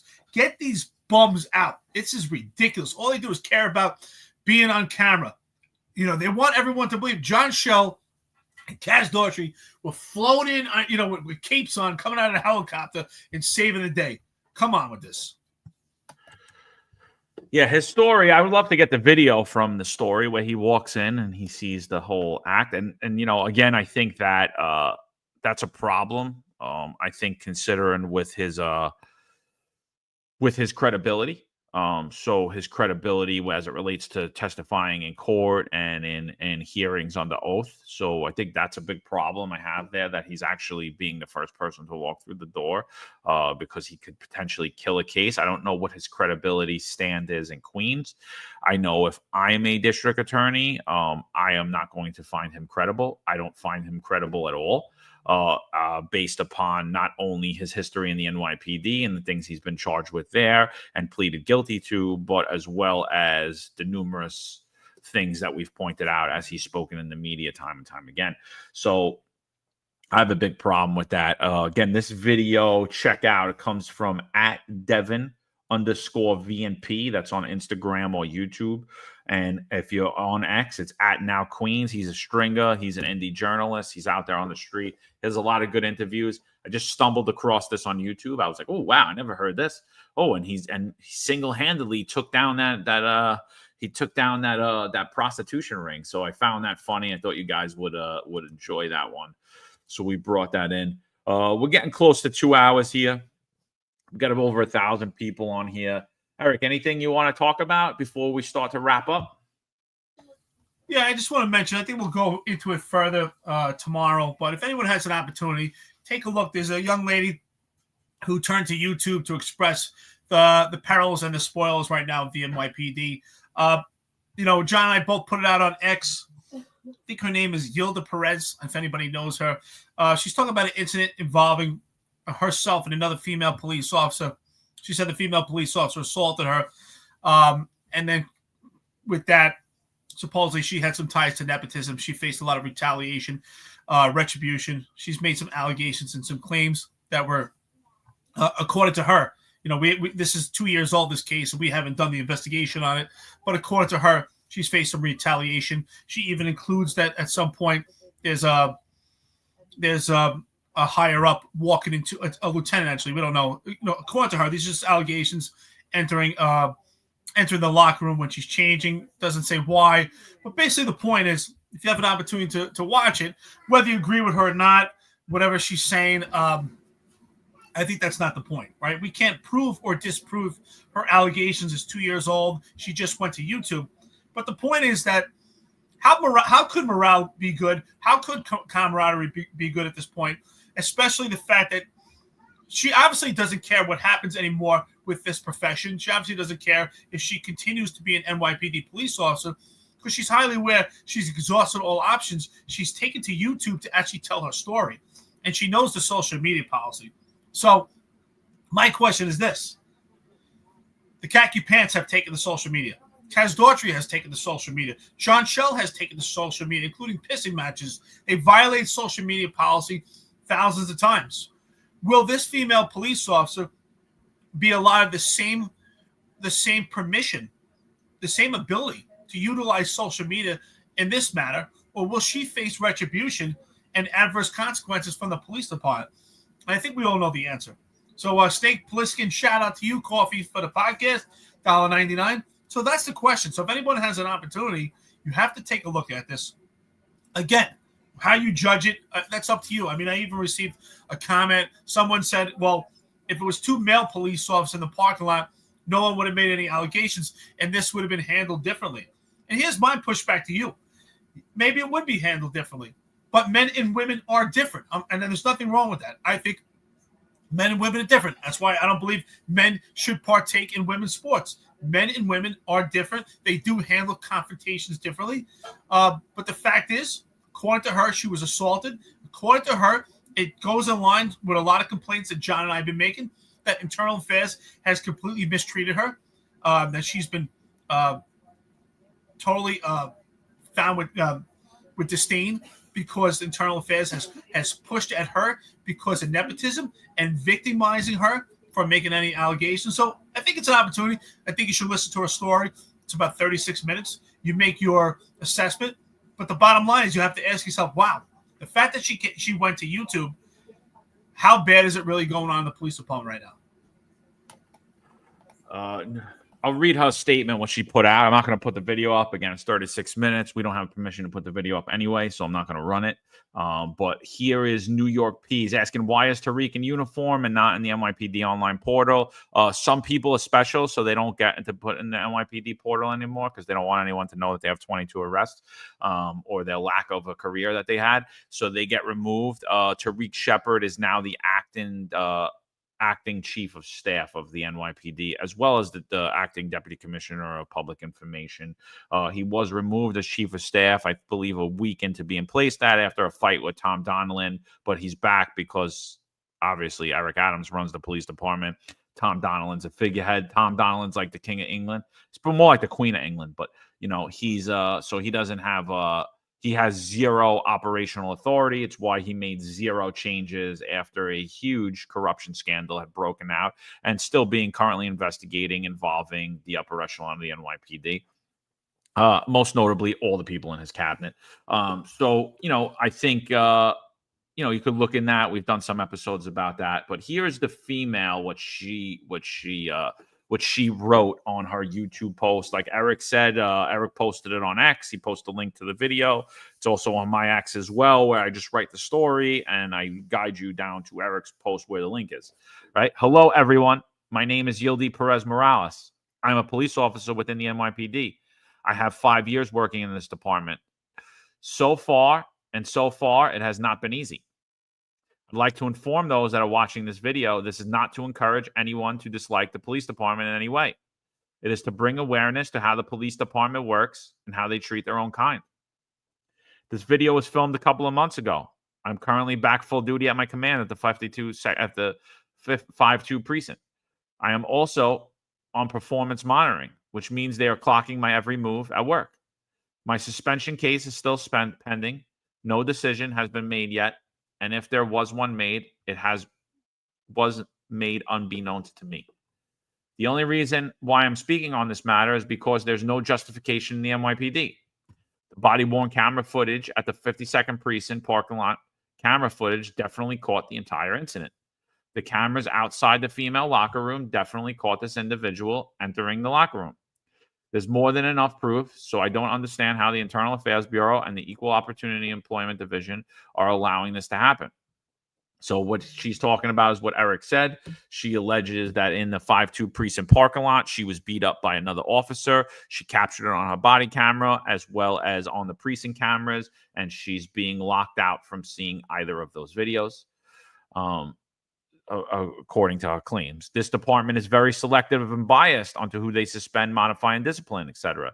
If I was suspended for something so minor, why hasn't the officer that assaulted me not been arrested and suspended yet? Why has the lieutenant that walked into the locker room not been investigated yet? These two individuals are nothing compared to the rest of them that are involved in this misconduct. This officer also claims she was suspended for having an ear pod in her ear and not removing it quick enough. Ever since this happened, the list of names keeps getting longer every day, with supervisors at work constantly harassing me. There should be no reason why my career is being put on hold at the expense of others. I don't know who these people are to think that not following the law does not apply to them. I'm tired of the corruption, the slander, and the harassment in this department. Constantly bestows not just upon me, but on everyone. I know I'm not the only one in the NYPD has tried to silence with their constant negligence. I really do not need this animosity towards me to keep progressing. Rectify this misconduct, please, and thank you. In the name of Jesus, amen. Link to video if you go down. And I think that speaks for itself. We talk about NYPD morale. It speaks for itself. Yeah. I just want to say, sorry, I didn't realize you were still talking, my brother. No, I just want to push back at Boobies for Life. It sounds like you might have an intimate knowledge of this incident. Maybe you worked at the 5-2. I know you put out a lot of specific information here. The point that John and I are trying to make with this particular case is not what happened. It's not what happened with this female police officer and this other officer. We don't know if there was an actual fight. We don't know if she was assaulted. We don't know if there were mutual combatants. We don't know if she's a good cop, she's a bad cop. We don't know anything about the incident. That's not what this is about. We don't know if her allegations of sexual harassment are legit. We don't know anything. We can't prove or disprove it. But what's important to note and what we should all reflect on and we should all open our eyes to is what is the response of the NYPD? The NYPD clearly has failed leadership. There's no professional response. What is the response? And what's the investigation by Internal Affairs? That's the point of this. The point is that this police officer went to YouTube knowing that this could cost her career. So that just shows there's a lack of leadership, because if there was proper leadership and there was a proper investigation and this was carried out properly, then dirty laundry from the police department would not be exposed. And the point is, how can we have mental health being good in the police department when stuff like this is getting out? How can mental health be good in the police department? Again, I don't know whether she's right or wrong. We just know the story that she told. But it's the response of the police department that shows there's a stem of unprofessionalism, and their response is completely ineffective and inadequate. I agree with you. I think it's real simple. You could clarify and rectify the issue right away. Release the body camera video and release the camera from the parking lot, and then anything that stemmed as a result of what happened to her from there, I think at that point proves her correct. I don't know if it was right for her. I don't know her going to YouTube is right or wrong. I don't know if the actions that happened in the parking lot on her or the other officer were right or wrong. But I know that there was an issue that happened and it should be clarified. It should be rectified for everybody. She's bringing it out in the public eye. She feels she has nowhere to turn. I believe the public's entitled. We pay for these services. You're a public servant. You're a civil servant. You're entitled. We're entitled to see exactly what happened. And I agree with you 100%, Eric. I think the way that the department handled it, the department's a complete mess. What happens in the dark shall come out in the light. So the worst that we do to cover up what happened, we're actually harming both of the officers involved more. We're harming the entire process of the NYPD more. We're harming the morale of the rank and file more. She's claiming she was assaulted on duty by another officer, and now she's being targeted for reporting it, and nothing actually happened to the other officer. You know the easiest way to clarify that? Release the cameras. Let's see what happened. Put it out there. Let everybody know what happened. And then her claims will either be revealed to be true or to be false right from there. But I'll tell you right now, if the claim shows her being assaulted, this department has a problem. And it'll highlight it right there. It'll show that when you report corruption or you report anything that the department does not want you to, when you do not fall in line with the department, you will be targeted and they will come after your career. They will smear and slander your name, your career, your living, your mental health. And I think that will ultimately prove another thing on why morale is way lower than what that survey even showed. I also want to push back. I was told by several male cops that, this is two women, and that's why this was handled this way, and that's why it stemmed throughout the department, and it was a full investigation. I'm sorry, brother. But, John, I hope you agree with me. I know plenty of men in the police department that if this happened, they would not be mutual combatants, and they would be making complaints, and they would be going to internal affairs, and they would go into the district attorney's office, and they were supposedly men. So no, I don't agree. You know what? Not all men are built the same. And sometimes it's not mutual combatants. Sometimes it's assault. I mean, if there's a 6'5" cop and he rips out some little cop out of a car and beats him down, is that a mutual fight? No, absolutely not. So that's ridiculous to even make that statement. But the point of this discussion is not about the actual incident. It's about the response of the police department. And it shows an epic fail of the police department right now. And that's my question. I want to know, because John and I were attacked by the leadership of this police department, along with the khaki pants unit on social media, which eventually led to a fake moniker. We don't know who's behind that fake moniker, giving death threats to our children. And yet no one was held accountable for using social media and violating that policy. Will this female police officer be allotted the same ability as they were, or will she face retribution? So that's my question. I don't care about this entire incident. I want to know, is she going to face retribution? I think she shouldn't face any retribution, because John Chell and Kaz Daughtry and the khaki pants unit are all over social media, violate the social media policy. So the same should apply to this female cop. Whether she's right or wrong, it doesn't matter. And the point is the response of the police department. If the police department had proper leadership and proper transparency, as John said, I agree, release that body camera and let it play out. And if that female cop should be arrested, so be it. And if this female cop should be held accountable, so be it. But all parties should be held accountable through the lens of the body camera and through the lens of transparency, not through nepotism. That's what this is about. Yeah, I'm gonna post a link in the chat, so it should go out onto everywhere. So I posted the link on the chat. It should come out. If you guys could see it, let me know. A couple of people are asking for it. So there's the link to her video. Yeah, I don't know. Like I said, I don't know anything about it. I don't know if she's a problem. I don't know if she's a problem everywhere she's been. I don't know. Then again, it speaks to the hiring process, if that's true, but it doesn't change what happened at that moment in time.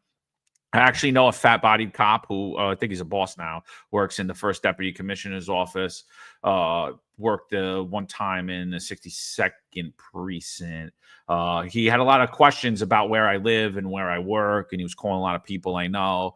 So, we'll talk about that when we see each other, but that fat-bodied sergeant, I believe now, with the money I think he has now. So when he was a cop in the 6'2", he actually started a fight by going after an anti-crime cop's girlfriend.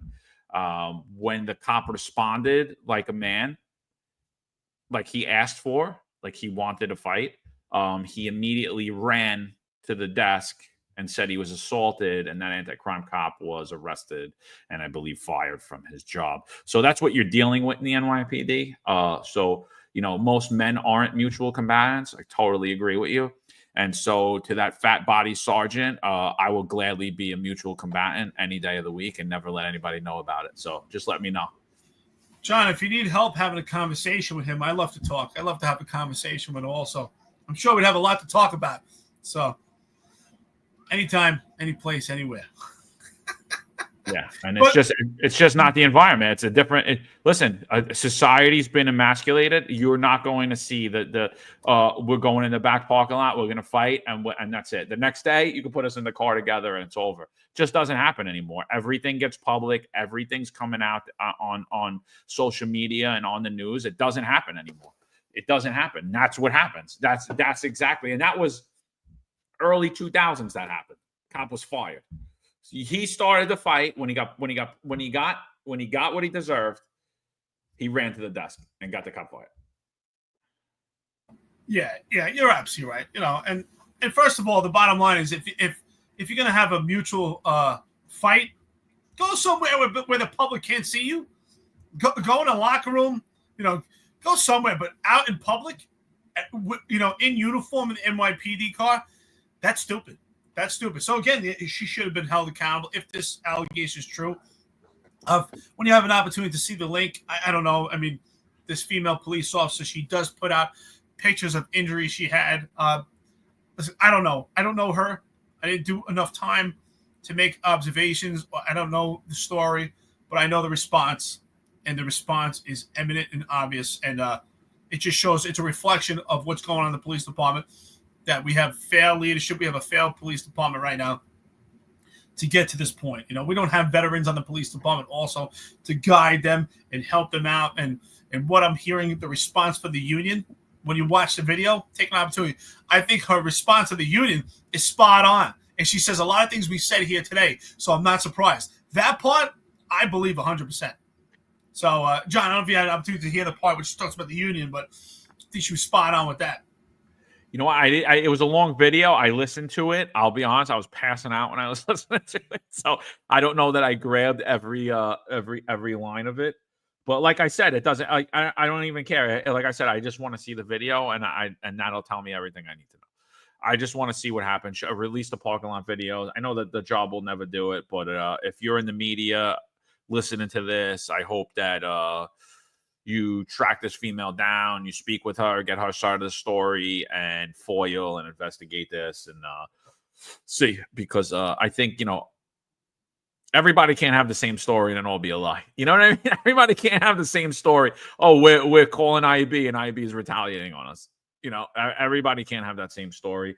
Like I said, I don't know if what happened, she's right, she's wrong. I don't really care. I just, end of the day, this is not the environment to be putting your hands on each other. You're cameraed up every second of the day. Soon enough, they're going to be wanting to camera you while you're going to the bathroom.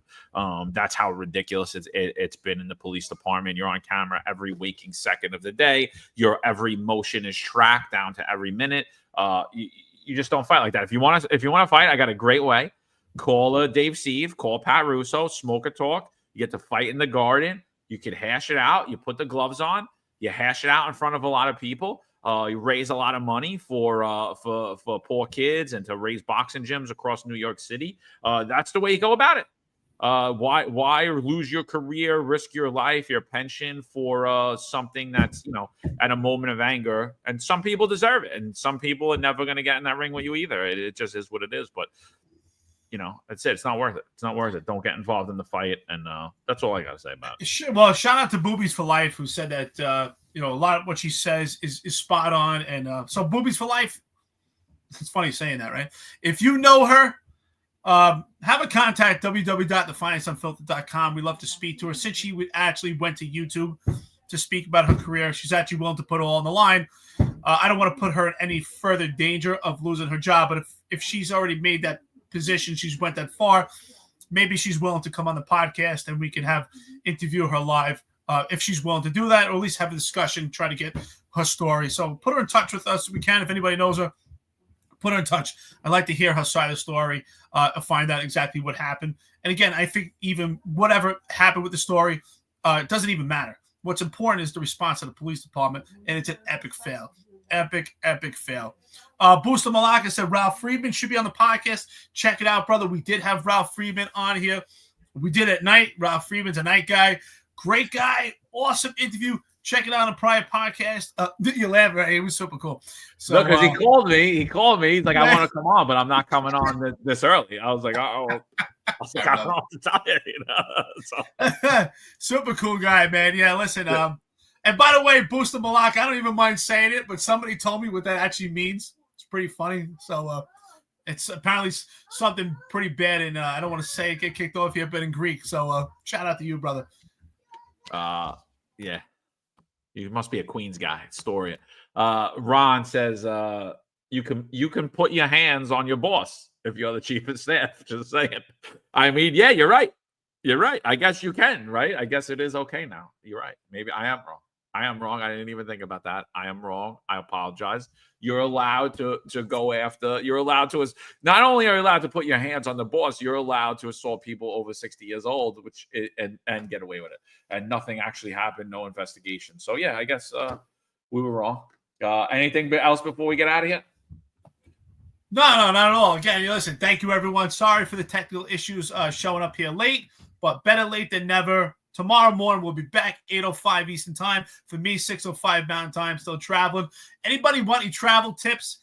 Contact me if you have you want any tips about the RV. I'm telling you, I'm enjoying it. I'm traveling all over the country. Contact us, www.findsomefiltered.com. You know our social media handles. So, listen, shout out to our friends and listeners to the podcast. Let's keep growing. Let's keep building this network. And again, if anyone has a connection to this female police officer, have a reach out to us, and let's see where we can go further with the story. All right. Thank you, everyone. Appreciate it. All right, guys, be back at you 8:05 tomorrow. I got a couple of crime charts I think you guys are going to want to see. New York City, Manhattan, Bronx, and we'll start talking about all the crime again in New York City. Appreciate you guys. Find us on Unfiltered. We will be back at you tomorrow. Later. There's a handful of retired officers that don't live in the state that have a lot to say about the dream team, as I like to call it.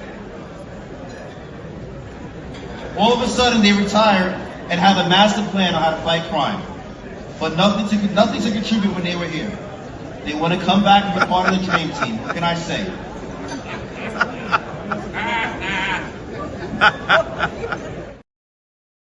Law enforcement professionals dedicate their lives to serving and protecting our community, but who's protecting their financial futures? That's where Laidlaw Blue comes in. Our wealth management platform is specifically designed for the law enforcement community. Laidlaw Blue is a division within Laidlaw Wealth Management, run by retired New York City detective John McDermott. His status as a retired detective uniquely positions him to establish a deep connection between Laidlaw Blue and the law enforcement community. Our platform is easy to use and provides a range of financial services, including investment management, retirement planning, and insurance solutions. With Laidlaw Blue, you can secure your financial future and provide for your loved ones. Our team of experienced financial advisors understands the unique challenges and opportunities that law enforcement professionals face. We're here to help you navigate the complexities of financial planning and achieve your goals. Laidlaw Blue. Secure your financial future today. Book a meeting using the QR code displayed or call us directly on 888-901 Blue. That's 888-901 Blue.